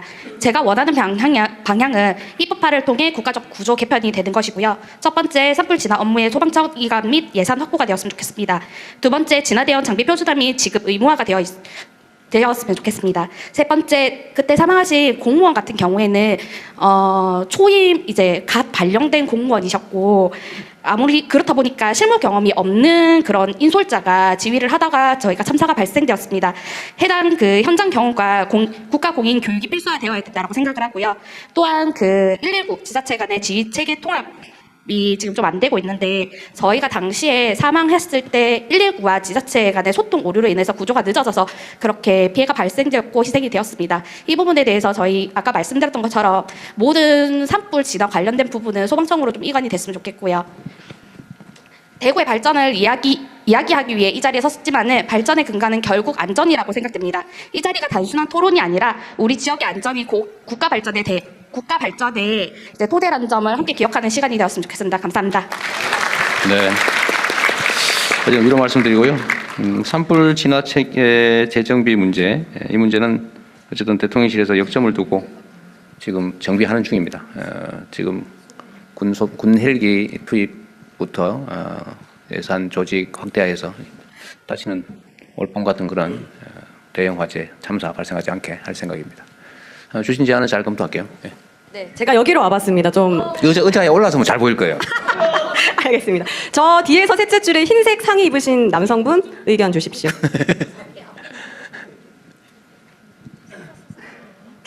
네, 반갑습니다, 대통령님. 저는 대구에 거주하고 있는 시민이자 또 수성구 소상공인연합회 회장직을 맡고 있는 박경렬이라고 합니다. 아까 전에 우리 대통령께서 간략하게 말씀하셨던 부분인데, 저는 국민의 생명과 좀 직결된 문제인 물에 관해서 좀 말씀을 좀 드리고 싶습니다. 그 중에서 이제 대구 치수원의 이전 문제인데요. 1991년도에 지금 구미에서 3월 그때 14일이었을 겁니다. 페놀 유출 사고가 일어났을 때였는데요. 그때 당시 페놀 유출 사고가 일어나면서 우리 대구 시민들은 실질적으로 그 물로 인해서, 수돗물로 인해서 전염병도 발생을 할 수 있을 것 같다라는 생각도 많이 했었고, 그리고 복통도 많이 일으켰던 시기가 있었습니다. 그래서 대구 시민들이 상당수 많이 고통을 느꼈었던 적이 있었는데, 그로부터 오늘날까지 지금 무려 9차례나 또 크고 작은 그런 사고가 또 빈번하게 또 발생이 됐었습니다. 그래가지고 저희는 실질적으로 대구의 치수원 이전은 좀 단순한 그런 지역 사업이 아니라고 생각을 합니다. 국가가 좀 국민의 생명과 안전을 지키는 일이라고 생각을 하고요. 그리고 미래 세대에 좀 맑은 물을 좀 저희가 제공을 해야 되지 않겠나라는 또 고민도 함께 해봐야 될 것 같습니다.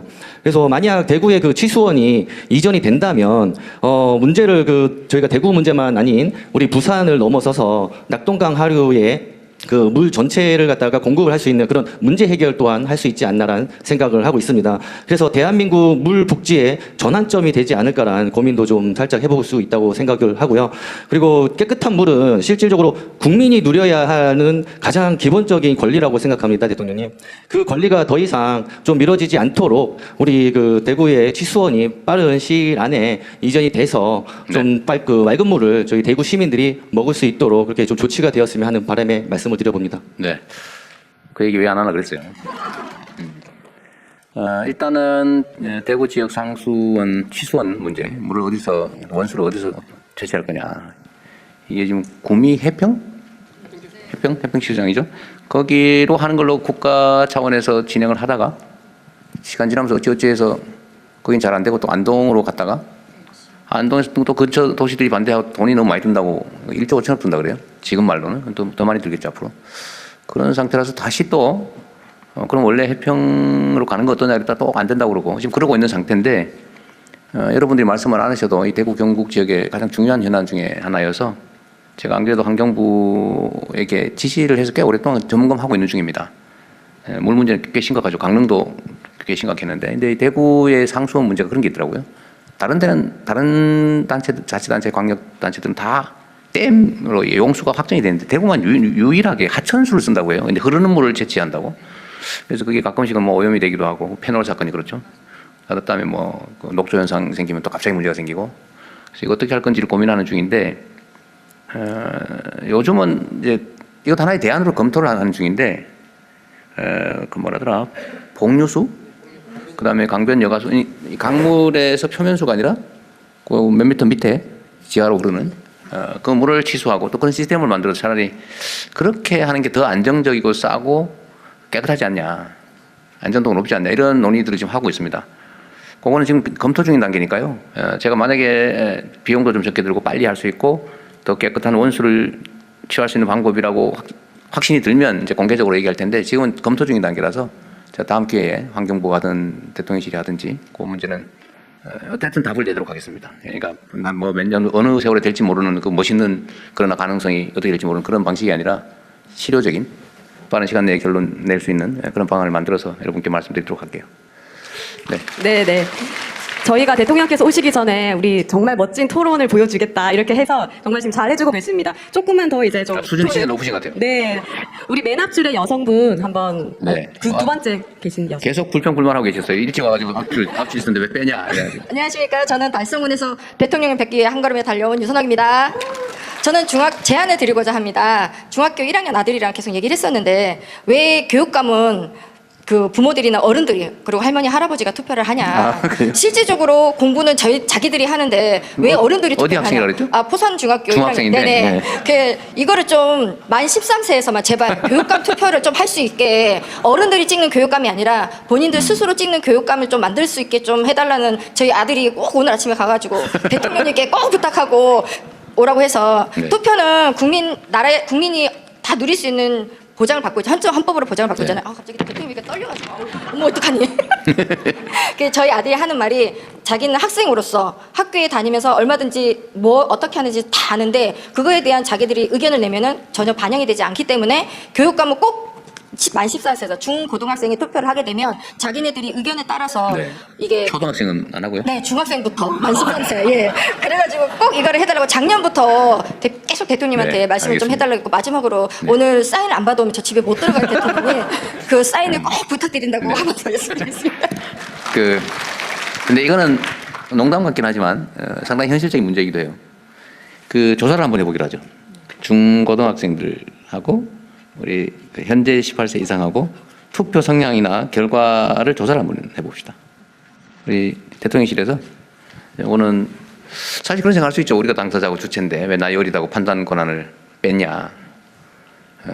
우리도 이성적 합리적 판단할 능력이 충분히 된다. 이해관계 있다. 실제 충분히 할 만한 주장이죠. 한번 그건 조사 검토를 진짜 진지하게 한번 해보겠습니다. 네. 그 사인 여부는 내가 장담할 수 없습니다. 네, 아니요, 여기요 이렇게 하지 마시고 말아주십시오. 빨리요? 네, 감사합니다. 우리 이쪽으로 한번 가보겠습니다. 여기 그 하얀색 안에 셔츠 입으신 남성분. 네, 감사합니다. 저는 동구 80문화원의 사무국장으로 있는 황경돈이라고 합니다. 오늘 이 자리에서 어디에 사무국장이요? 동구 80문화원이라고 있습니다. 문화원. 네, 그렇습니다. 이 자리에서 대통령님을 뵙게 돼서 감원의 영광입니다. 저는 국악을 전공하지는 않았지만은 우리 국악에 관심이 많은 국민의 한 사람으로서 말씀드리고 싶은 것은 저희 문화원에서 지난달에 대구시의 보조금을 받아서 아리랑 축제를 처음으로 수행했습니다. 처음이다 보니까 저도 자료도 구하고 아리랑에 대해 공부도 좀 해야겠다는 생각하고 전라도에 계시는 국악계 큰 선생님을 찾아뵙고 말씀을 드렸더니 전라도에서 배우고 경상 가명 선화당에서 인정받아야 서울에서 명창이 된다라는 말씀을 해주셨습니다. 우리나라 국악의 산실이란 전라도에서도 우리 대구 국악의 위상을 인정해 주시는데 현재 우리 대구 국악계의 현실은 너무 초라한 것 같습니다. K문화의 중심에는 우리의 소중한 국악이 있다고 생각합니다. 전라도에는 국립남도국악원, 부산에는 국립부산국악원이 있는데 우리 대구에도 국악 활성화를 위해 국립국악원과 같은 문화기관과 정책적 지원을 감히 대통령께 좀 부탁드리고 싶습니다. 감사합니다. 그거 대전에도 있어요? 대전에도 있어요? 근데 서울하고 광주하고 부산만 있다. 그 말이군요. 알겠습니다. 일단 네. 야, 조용하시면. 네네. 여기 앞에 여성분 말씀 주십시오. 네, 가능하면 줄여 하면 다른 분들도 의견을 좀 네. 말할 네, 기회가 많을 것 감사합니다. 같습니다. 발언 기회 주셔서 너무 감사합니다. 제 특기가 빨리 말하기인데요. 아, 그래요? 최대한 빨리 말씀드리겠습니다. 먼저 발달장애인 돌봄 국가책임제를 국정과제로 채택해 주셔서 너무 감사합니다. 저는 함께하는 장애인 부모회라는 장애인 부모 단체에서 활동하고 있는 활동가로서 장애 부모님들이 장애 자녀와 함께 지역사회에서 살아가는 데 있어서는 절망에 대한 경험이 훨씬 큽니다. 근데 지난번 이재명 대통령님의 국정과제 채택은 사실은 절망에서 희망으로 좀 벗어날 수 있는 그 시간들을 경험할 수 있어서 다시 한번 더 감사드리는데요. 여전히 지역사회에서 발달장애 자녀들과 함께 살아가는 삶은 너무 팍팍하다 못해 사실은 너무 힘듭니다. 그 힘듦을 견디지 못하고 선택하지 말아야 되는 선택까지 이어가는 경우들도 있는데요. 그런 과정이 이어가지기 전에 우선적으로 저희는 이런 문제들을 해결하기 위해서는 두 가지만 먼저 제안드리겠는데요. 활동지원 서비스가 지금 현재 발달장애인들이 지역에서 살아가는 지원 체계에서의 가장 중요한 지원 체계입니다. 그렇지만 활동 지원 서비스를 결정하고 어느 정도 지원할 것인가에 대한 판정을 할 때 그 기준이 서비스 지원 종합조사표인데요. 이 조사표는 너무 신체 손상 장애 중심으로 되어 있습니다. 발달장애인들이 어떻게 의사소통을 하고 정서적으로 불안한 부분들을 어떻게 보완해 줄 것인가에 대한 보완 체계가 반영되지 않은 조사표입니다. 발달장애인들이 신체적으로 손상이 없기 때문에 오히려 더 몇몇 어머님들은 안전에 대한 위협들을 받고 있다고 얘기합니다. 이러한 문제들이 해결될 수 있도록 활동지원조사 안에서 발달장애인들의 의사나 여러 가지 주변 환경들, 정서 이런 분도 많이 반영된 그 조사표의 개편이 필요하다고 보입니다. 두 번째로 앞서서 의료 체계에 대한 개선들을 대구 지역에서도 많이 나오고 있습니다. 그렇지만 대구에서 발달장애인들이 이용할 수 있는 거점병원은 하나도 없습니다. 여전히 발달장애인들은 치과 치료를 하기 위해서는 몇 개의 중치를 모아서 수면 치료를, 전신 마취를 해서 중치 치료를 하는 경우가 굉장히 많이 있습니다. 중치 치료를 위해서 사실 전신 마취를 한다는 것은 굉장한 위험 부담을 가지고 있기 때문에 중치 치료를 포기하시는 부모님들도 굉장히 많기도 하고요. 이러한 현실에 놓여 있는 발달장애인들이 지역사회에서 의료, 대중교통 아니면 일상생활을 계속 영위할 수 있도록 대통령님도 많은 관심을 부탁드리고 앞서서 제안드린 의견들도 꼭 검토해 주시면 좋겠습니다. 감사합니다. 네, 감사합니다. 그래도 사실 시간이 거의 다 돼가고 있는데, 예. 네네. 몇 분 좀 더 받아도 되겠습니다. 네, 자리에 앉아주십시오. 네, 감사합니다. 정말 지금 좀 더 하시죠. 감사합니다. 우리 대구 시민 여러분 너무 잘하고 계시거든요. 좀 자리에 앉아주십시오. 감사합니다. 우리 저기 네네, 지금 준비하고 있습니다. 자리에 앉아주십시오. 죄송합니다. 아무나 하세요. 네. 뭐 그리 어렵게. 그러면 예, 말씀하십시오. 네, 감사합니다. 저는 5년 공공임대 아파트 전국 위원장 박대규입니다. 5년 공공임대 아파트는 분명하게 국가와 지자체에서 관리 감독을 해야 됩니다. 근데 그 5년 공공임대 아파트에 입주한 주민들을 대상으로 전세 사기가 지금 8년째 벌어지고 있습니다. 2021년도에 공공임대를 가지고 어떻게 전세 사기를 하죠? 네, 2021년도에 정세균 국무총리님께서 세상에 이런 황망한 일이 김현미 국토부 장관님한테 지시를 내렸습니다. TF팀을 만들어서 해결해라. 이 말도 안 되는 짓거리를 하는. 아니 그러니까 그 내용이 뭔지 간단하게 얘기해 보세요. 네, 공공임대 아파트인데 공공임대 원건설사가 다른 임대 사업자들한테 돈을 받고 그냥 넘겨버립니다. 그리고 부도를 내버립니다. 그럼 그 공공임대 아파트는 입주민들은 아무런 혜택을 못 받고 그냥 4천만 원에서 1억 2천 전세 사기, 지금 전세 사기와 똑같은 유형을 지금 받고 있습니다. 임대 사업자에게 매각을 한 거를 여러분이 임차를 들어갔다 그 말이에요? 아니죠. 저희들은 입주할 때부터 5년 공공임대 아파트 자격 요건이 되어서 들어가고 살고 있는 도중에 임대사업자가 다른 임대사업자들한테 넘겨버렸습니다. 그래서 지금 전국에 그는 공공임대 아파트 피해자가 15,000세대나 됩니다. 자, 이렇게 합시다. 이거는 여러분 그 문제는 법률적으로 매우 복잡한 얘기들일 가능성이 많아서 여긴 얘기해봐야 메모도 정리도 안 되는 상태니까요. 제가 전에 TF팀을 좀 만들어 주십시오.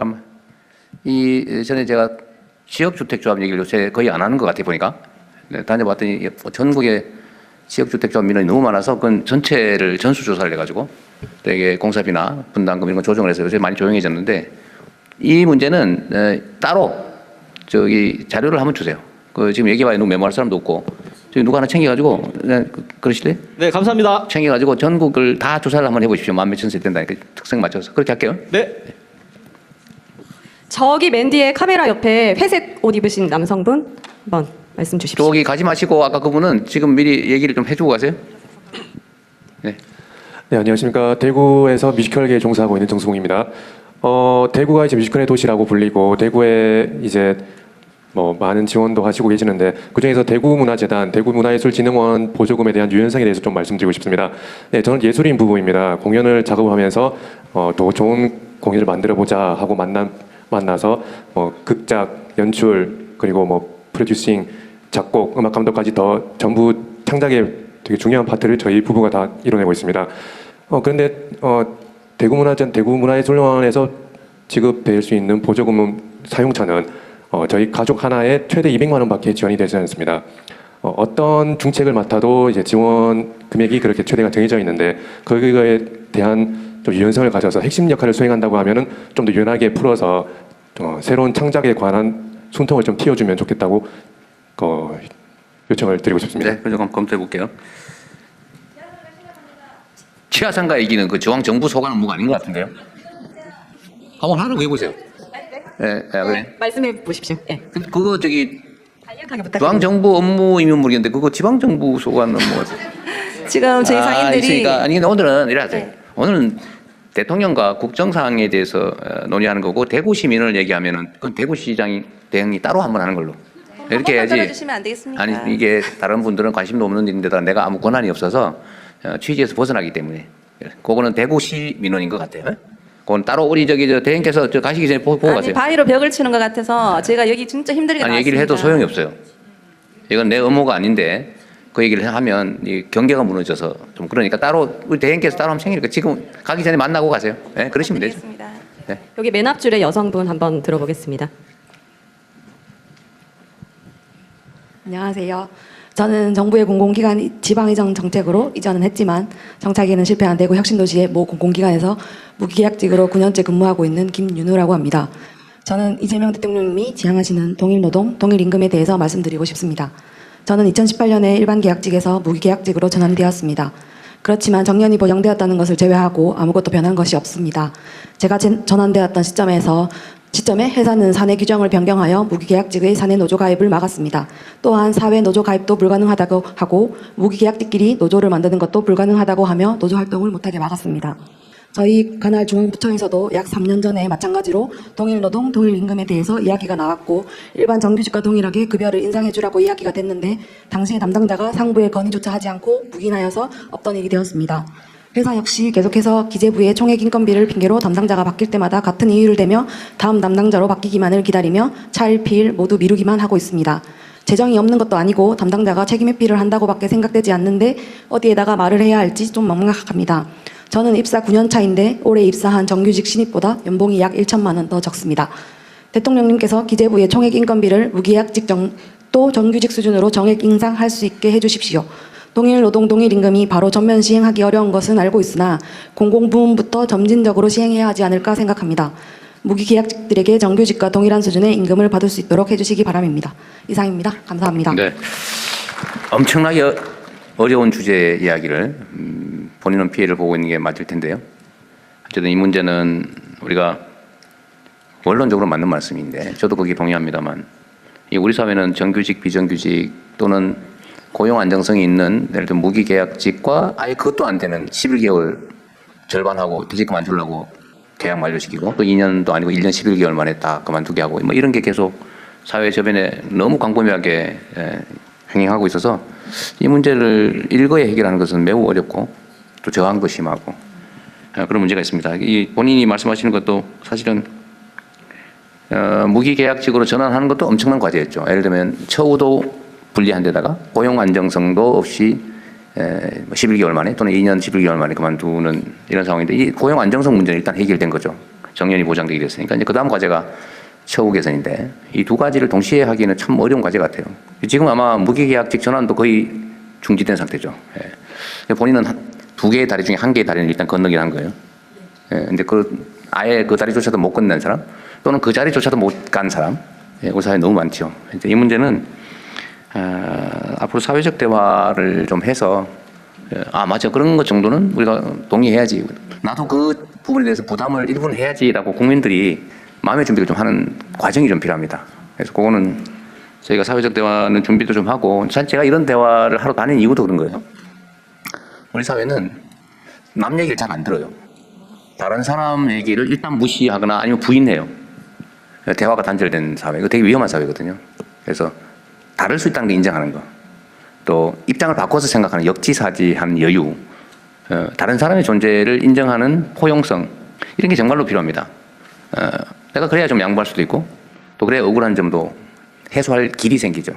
사실 이 비정규직 문제나 임금차별의 문제, 이거는 우리 사회에 너무나 깊이 뿌리 박히고 있어서 일면 그런 생각하는 것도 타당하다고 사람들은 생각해요. 능력주의. 내가 정규직, 고급직을 내 시험 봐서 또는 내가 뚫었으면 내 건데 못 뚫은 사람 잘못이야 라고 생각하잖아요. 그게 능력주의냐 과연. 왜 그런 벽을 만드냐. 근데 그 점에 대해서도 사실은 서로 공감하기가 어려운 측면들이 좀 있어요. 그래서 어쨌든 이런 대화들도 좀 많이 하고 다르다는 게 틀린 게 아니다. 나하고 다르다고 해서 그건 틀리고 나는 맞고 그건 아니다 라고 할 수 있도록 좀 우리 모두가 노력하면 좋겠어요. 네. 네, 안 됩니다. 이런 의견 너무 많아서요. 지금 시간이 좀 촉박하고 이미 지나가긴 했는데 저랑 저 대각선 끝에 있는 해결은 안 돼도 말은 해야 되는 그런 것도 있으니까 줄무늬 좀 더 넥타이 하시죠. 입으신 남성분. 네. 네. 저 끝에 아이고 있는 참.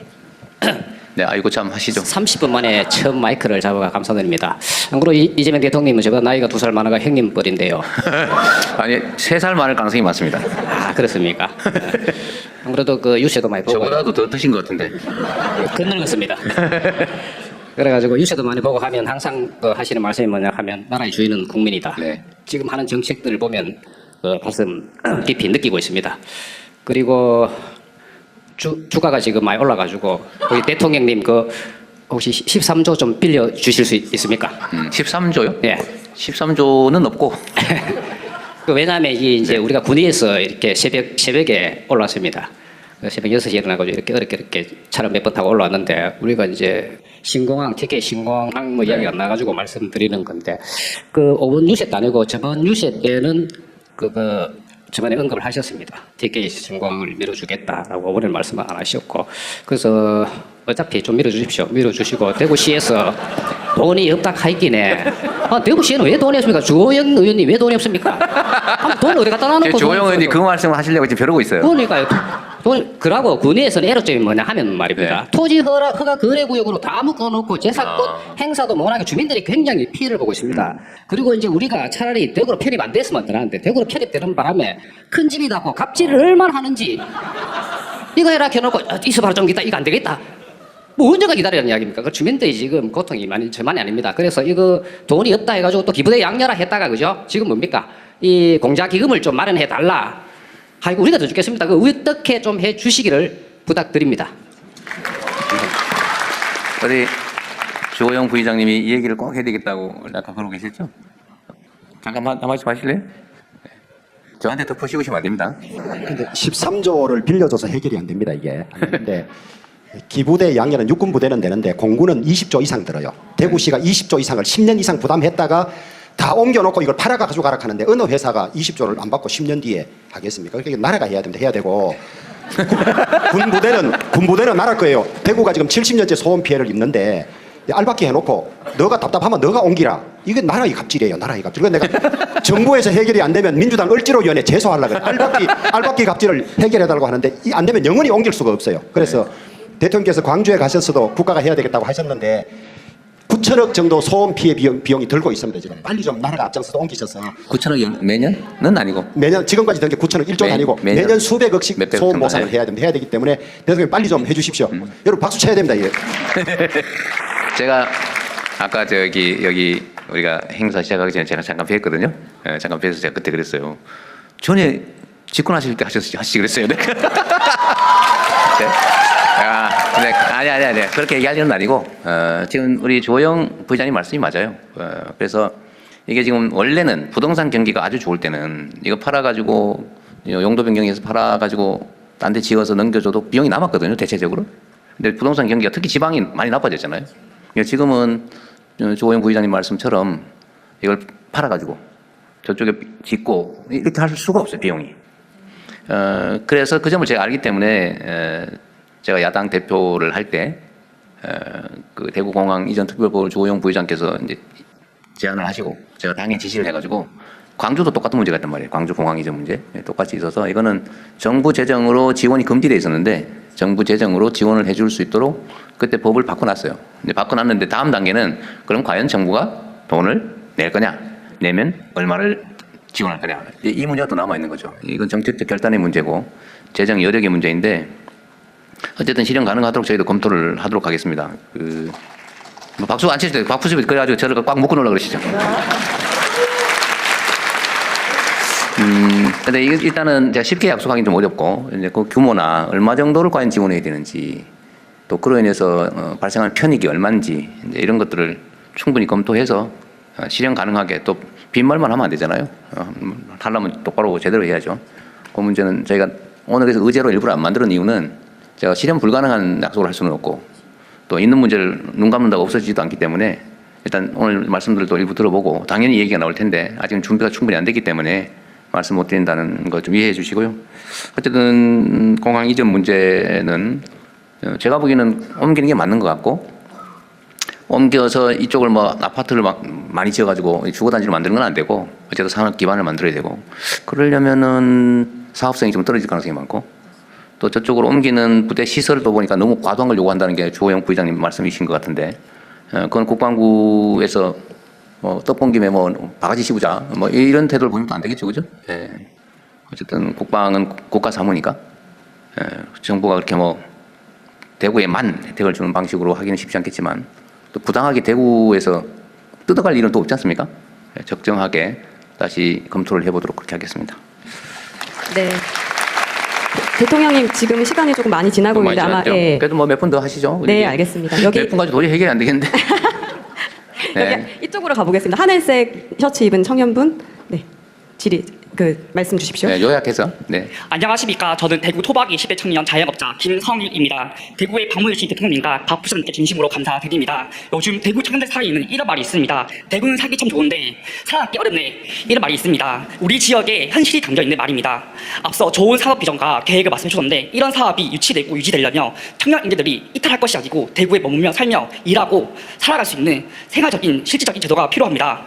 또한 저처럼 청년 자영업자들은 실제로 체감할 수 있는 자영업자 제도가 폭이 너무 좁고 문턱이 높습니다. 정부 차원에서 폭넓은 지원과 교육이 필요할 때입니다. 끝으로 대구가 더 이상 보수의 상징이 아닌 변화와 도약의 상징이 되길 바랍니다. 이번 다운홀 미팅이 그 시작이 되어 사업의 발전과 함께 사람이 남는 도시, 청년이 머무는 대구가 되기 희망합니다. 마지막으로 이렇게 외치고 싶습니다. 버티는 도시에서 부흥의 도시로, 정치의 도시에서 도약의 도시로. 감사합니다. 네. 대구에 제가 그때 뭐 간담회를 온 일이 있는데 대구에 웹툰 산업 종사자가 많아요? 문화 산업 종사자가 유난히 많은 곳이라고 그러대요. 알겠습니다. 네, 또. 네, 저기 끝에 흰색 상의 점점 늘어나고 있어요. 네, 흰색 상의 입으신 남성분 말씀 주십시오. 만나 뵙게 돼서 반갑습니다.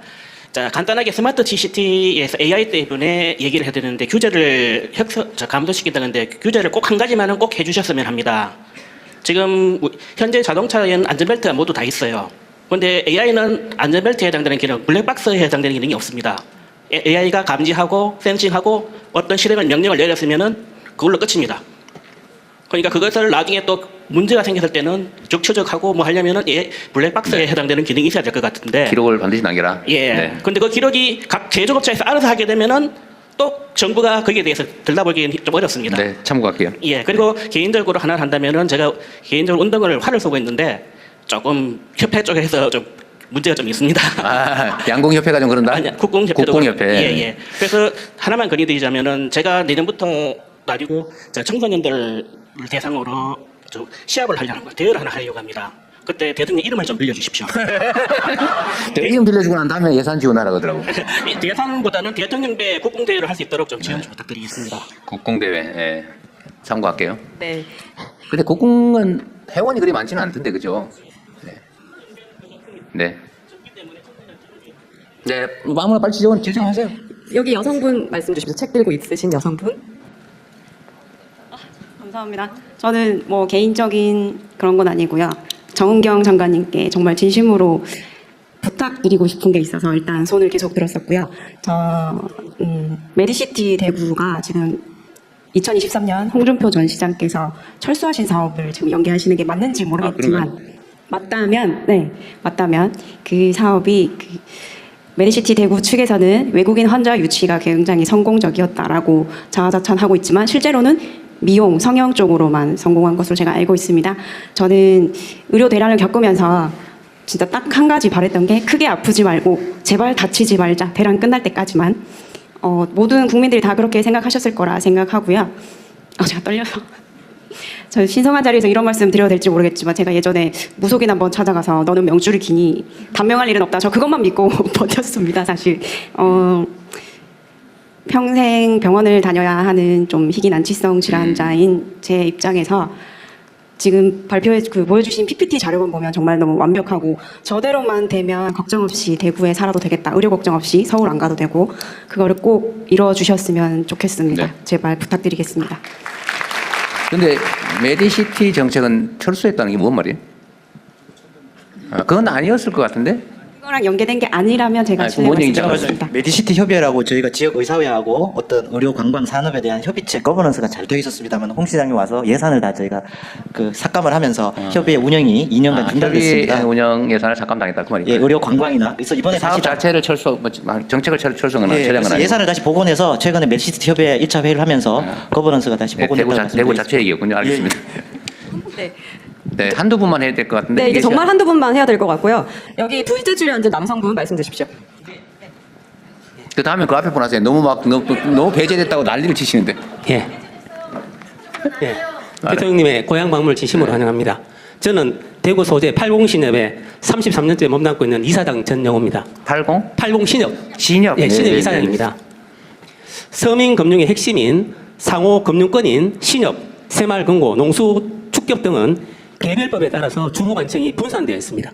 예를 들어 신협은 금융위원회, 새마을금고는 행정안전부, 농축협은 농림축산식품부, 산림조합은 산림청, 수협은 해양수산부로 되어 있습니다.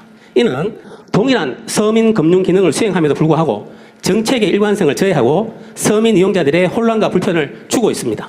따라서 서민 편의의 증진과 일관된 포용 금융 정책 실을 위해서 상호 금융권의 감독 및 운영 체계를 통합할 것을 제안드리며 이를 위해서 선진 사례와 같이 협동조합의 부활을 체계적으로 지원하고 관리 전담할 수 있는 협동조합청을 설립을 제안드립니다.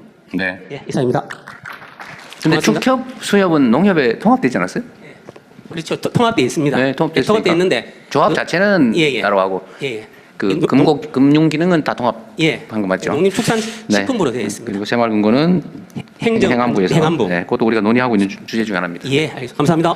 네, 마지막으로 이 앞에 계신 여성분 말씀 듣고 이제 마무리하도록 하겠습니다. 예, 대통령님 감사합니다. 대통령님은 저를 잘 모르시죠? 아, 모르죠. 아, 예. 저는 대통령님 잘합니다. 아, 그래요? 그런 것 같아가지고 제가 시킨 거예요. 감사합니다. 역시 여자보다 눈이 뛰어나십니다. 예, 저는 현진건 선생님을 현창하는 현진건 학교의 학생이거든요. 현진건 선생님 알고 계시죠? 예. 대구의 문제가 뭐냐면 대구 사람들이 대구를 잘 모르는 곳에 있거든요. 대구는 독립운동의 80% 90%를 배출한 곳인데 그게 지금 이렇게 세월이 지나다 보니까 이게 또 반대로 이래 가게 됐거든요. 그래서 대구 사람들이 대구를 알게 되면은 대구가 최소한 이렇게 80대 20, 90대 10의 그런 정서로 이렇게 갈라지지는 않을 것 같거든요. 그래서 오늘 이 자리가 너무 이렇게 좋고 의미 있게 다가오는데, 그래서 어떻게 하냐 하면은 요약하셔야 되겠네요. 예. 시 차원이 아니고 국가 차원에서 대구 재난을 명해가지고 제발 그 우리들이 대구 시민들이 대구를 알 수 있도록, 예를 들어 대구 독립운동이나 아니면 뭐 책출관을 한다든가 행사를 할 때 힘을 좀 실어 주셨으면 하는 바람입니다. 이상입니다. 뭐라고요? 네, 서민 사람 얘기 한번 해보세요. 네? 뭐라고요? 자, 그럼 서민 사람 얘기만 하고 끝내시죠. 네, 반갑습니다. 대구에서 그 섬유 산업을 하고 있는데, 지금 저희가 그 석유화학계 섬유에서 친환경 섬유로 돌아서고 있는데, 사실은 대기업에서 하나도 하지 않아요. 그래서 저희 회사가 한 10년 넘게 기술 개발을 하고 설비 투자를 하고 여러 가지 이제 많은 시간을 지나면서 시행착오를 거치면서 일본이 조금 우세하게 전 세계적으로 수출을 많이 하고 있는 생분해성 그 친환경 원료를 저희가 친환경성 소재로 원사 실을 만들었습니다. 그래서 실을 만들고 나면 이제 다 할 수 있잖아요. 후방 산업들이 이제 날개를 펼 수가 있는데, 대구의 섬유가 죽었다 하지만 사실은 인프라가 다 살아 있습니다. 그러나 일거리가 없어서 2세에게 물려주지도 못하고 낙후되어 있는 상태로 있는데, 이것이 이제 친환경 바이오 플라스틱 이런 산업으로 변경이 된다면 이분들이 하실 일들이 많아요. 왜냐하면 미국이나 유럽들은 폴리 이 팩트, 나일론 이런 석유화학계를 이제는 수출을 못합니다. 그래서 탄소세도 물려야 되고, 그래서 친환경 소재가 아니면은 수입을 안 받는다 하니까 저희로서는 많은 기회가 되기도 하는데, 어려운 부분은 뭐냐 하면 저희가 이렇게 기술 개발을 하고 실을 뽑았는데 정작 대한민국에서 저희가 뭘 만들어서 수요처가 없다? 없습니다. 네. 예를 들어서 저희는 진짜 기대를 많이 했거든요. 왜냐하면 지나가다 보면 현수막이 정말 많아요. 대한민국의 현수막이 연간 6천억이라고 하고 성과때 되면 거의 1조 원 정도가 됩니다. 네, 그래서 저희가 그 실을 많이 뽑아놓고 원단을 많이 만들어놨어요. 현수막으로 쓰려고, 친환경 소재로. 근데 안 쓰는 거예요. 현수막 거꾸로 다 걷어가지고 불에 태워 없애는데 그 누가 비싼 거 쓰겠어요? 그런데 친환경 소재를 만드는 것부터 탄소 발자국이 완전히 제로 상태예요. 그래서 인간이 쓰고 버리면 이것이 물과 이산화탄소로 완전 분해되기 때문에 친환경 생분해 소재라고 하는 겁니다. 남지 않거든요. 제로 웨이스트. 그런 원료를 개발을 하고 좀 많이 확대를 시키고 싶은데 만들어도 사실은 수요처가 없는 거예요. 그래서 양파 망이나 귤 망이나 티백 망이나 뭐라도 다 쓰고 버리는 거지 않습니까? 근데 그것들이 지금은 다 폴리와 나일론의 구조 속에 있다는 거죠. 그래서 이렇게 대구에 낙후된 섬유다, 이제는 섬유에 기대를 안 해가 아니고, 이제는 친환경 바이오 섬유, K 바이오 텍스타일 이렇게 해서 대구에 있는 인프라를 더 활용을 하고 구조 개선을 좀 하고 정부 지원이 있으면 좋겠다는 말씀을 드리겠습니다. 네. 근데 그거는 수요처 개발이 그렇게 쉽겠습니까? 법으로 강제할 수도 없고. 근데 예를 들면 근데 이제 방탄섬유로 만든다든지, 그거는 특수 섬유가 되는 거고, 관공서에서 로프용 끈을 만든다든지 이렇게 실제 수요가 있는 걸 개발해야 되지 않을까 싶은데, 하여튼 그거는 나중에요. 그 대구, 저도 그 얘기를 전에 한번 한 일이 있는데, 친환경 미래형 섬유 산업으로 전환하자, 말은 그럴듯하게 했는데 구체적으로 진짜 가능한지 잘 모르겠더라고요. 한번 이게 진짜 가능성이 있는지 한번 검토를 한번 해볼게요. 안경 마지막으로 안경 사람 얘기하고 끝냅시다. 이분들이 혹시 나한테 얘기하라고 그러는 사람은 아니겠지 설마? 그렇죠? 네, 감사합니다. 항상 마지막에 얘기하는 사람이 하이라이트입니다. 네, 그리고 저희 안경 산업에 대해서 말씀을 드리긴 할 건데, 지금 아마 저희 제품도 껴주시면 아마 코스피가 5천 정도 바로 올라가실 거라고 생각합니다. 네, 그리고 제가 말씀드리는 거는 원래 대형마트도 있고 재래시장이 서로 공존하지 않습니까? 그리고 지금 현재 얘기하고 있는 AI라든가 로봇 산업이나 미래 산업에 대해서 많이 말씀하시는데, 각 도시마다 그 지역에서 전통 직접 지역 산업이 있습니다. 그 산업의 규모가 산업이 작아서 그렇지 꿈이 작은 건 아닙니다. 그래서 이제 제가 말씀 한 가지 더 드리고 싶은 것은, 최근에 36만 평 정도의 금호 워터폴리스 사업을 진행하고 있습니다. 거기 사업도 예산 관련해서 되게 지지부진하게 운영이 되고 있고요. 진입로라든가 교통 편의 시설이 되지 않습니다. 특히 저희가 12월 달에 저희가 입주를 하게 돼 있는데 회사를 다 지어서 아직 버스 노선이 없어서 출퇴근도 저희가 좀 어떻게 해야 될지 고민도 많이 있습니다. 그래서 이런 금호 워터폴리스 문제가 좀 해결돼야 되는데 아까도 말씀하신 것처럼 대구 예산이 많이 없다. 그걸로 인해서 지금 많이 지연되고 있고 거기 안경 집접지가 되기로 되어 있습니다. 그래서 대구 워터폴리스라고 하는 산업단지를 만드는 거예요? 네. 그거 한국말로 하지 왜 하필이면 또 영어로 해가지고 뭔 말이야? 그래서 36만 평에 약 12조 정도 예산이 들어가는 걸로 알고 있는데요. 거기 안경 집접지가 조성이 되는데 관련 시설이나 건물들이 되어 있는데 지금 많이 지체되어 있습니다. 그 부분 사업이 빨리 조속히 대구 시장 대행한테 하는 말씀이죠? 대구도 가끔씩 이런 거 좀 하세요. 네, 예산 관련 문제라서 아마 정부에서도 조금 예산을 주셔야 아마 그 부분이 많이 진행될 것 같습니다. 지방 산단이? 그거 안 주고 있는 건 아니지 설마요? 지방비 받고 안 돼서요? 네. 네, 대구에다가 얘기를 해야 된다 그 말을 하시고 계신 거예요. 네, 알겠습니다. 그리고 안경 관련 예산도 예전에 비해서 지금 거의 50% 이상 산업 규모가 작다 보니까 예산이 많이 축소된 부분이 있습니다. 그 부분도 좀 살펴주시면 고맙겠습니다. 우리가 소비 쿠폰을 지급하면 단일 품목으로 제일 많이 팔리는 게 뭔지 아세요? 네, 안경테. 안경테 맞죠? 안경테. 네, 맞습니다. 안경테가 가장 많이 팔리고 있습니다. 많이 팔았어요? 저희 그때 매출이 2배 올랐습니다. 2배로? 네, 정말로 2배 올랐습니다. 네, 잘 됐습니다. 감사합니다.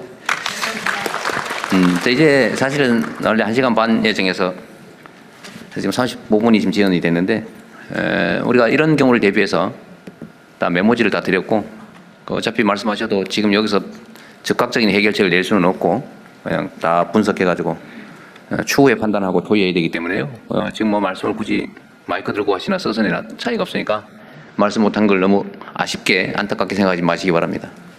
여기 주최 측에서도 혹시 아까 말씀드린 대로 요거는 꼭 이 자리에서 답을 해드려야 되겠다 싶은 거 그런 것만 간단하게 하시고 안 하셔도 되고 아까 유덕현 보좌관이 할 얘기 있었던 것 같던데. 아까 공공기관 그 무기계약직 그 청년이 하는 말씀은 사실 9월달에 대통령께 지시하신 바가 있습니다. 그래서 지금 공공기관에 안에서 그 무기계약직 또는 좀 시간제 계약직의 임금 실태와 정규직을 다 비교하고 있습니다. 그래서 조만간에 대통령께서 말씀하신 내용이 있어서 올해 안에 어떤 실현 가능한 방안을 내서 실천할 수 있는 방안을 찾고 있습니다. 조만간에 보고해서 발표할 수 있도록 하겠습니다. 네, 또. 네, 아까 그 대중교통 중심 사회 말씀하셨는데요. 그 대중교통을 일정액만 내면은 무제한으로 쓸 수 있는 패스를 지방에 더 싼 가격으로 해서 준비를 하고 있고요. 그리고 수요 응답형 교통 체계라고 해가지고 교통 취약 지역에 계신 분들이 더 잘 이용할 수 있도록 또 준비를 하고 있습니다. 예. 또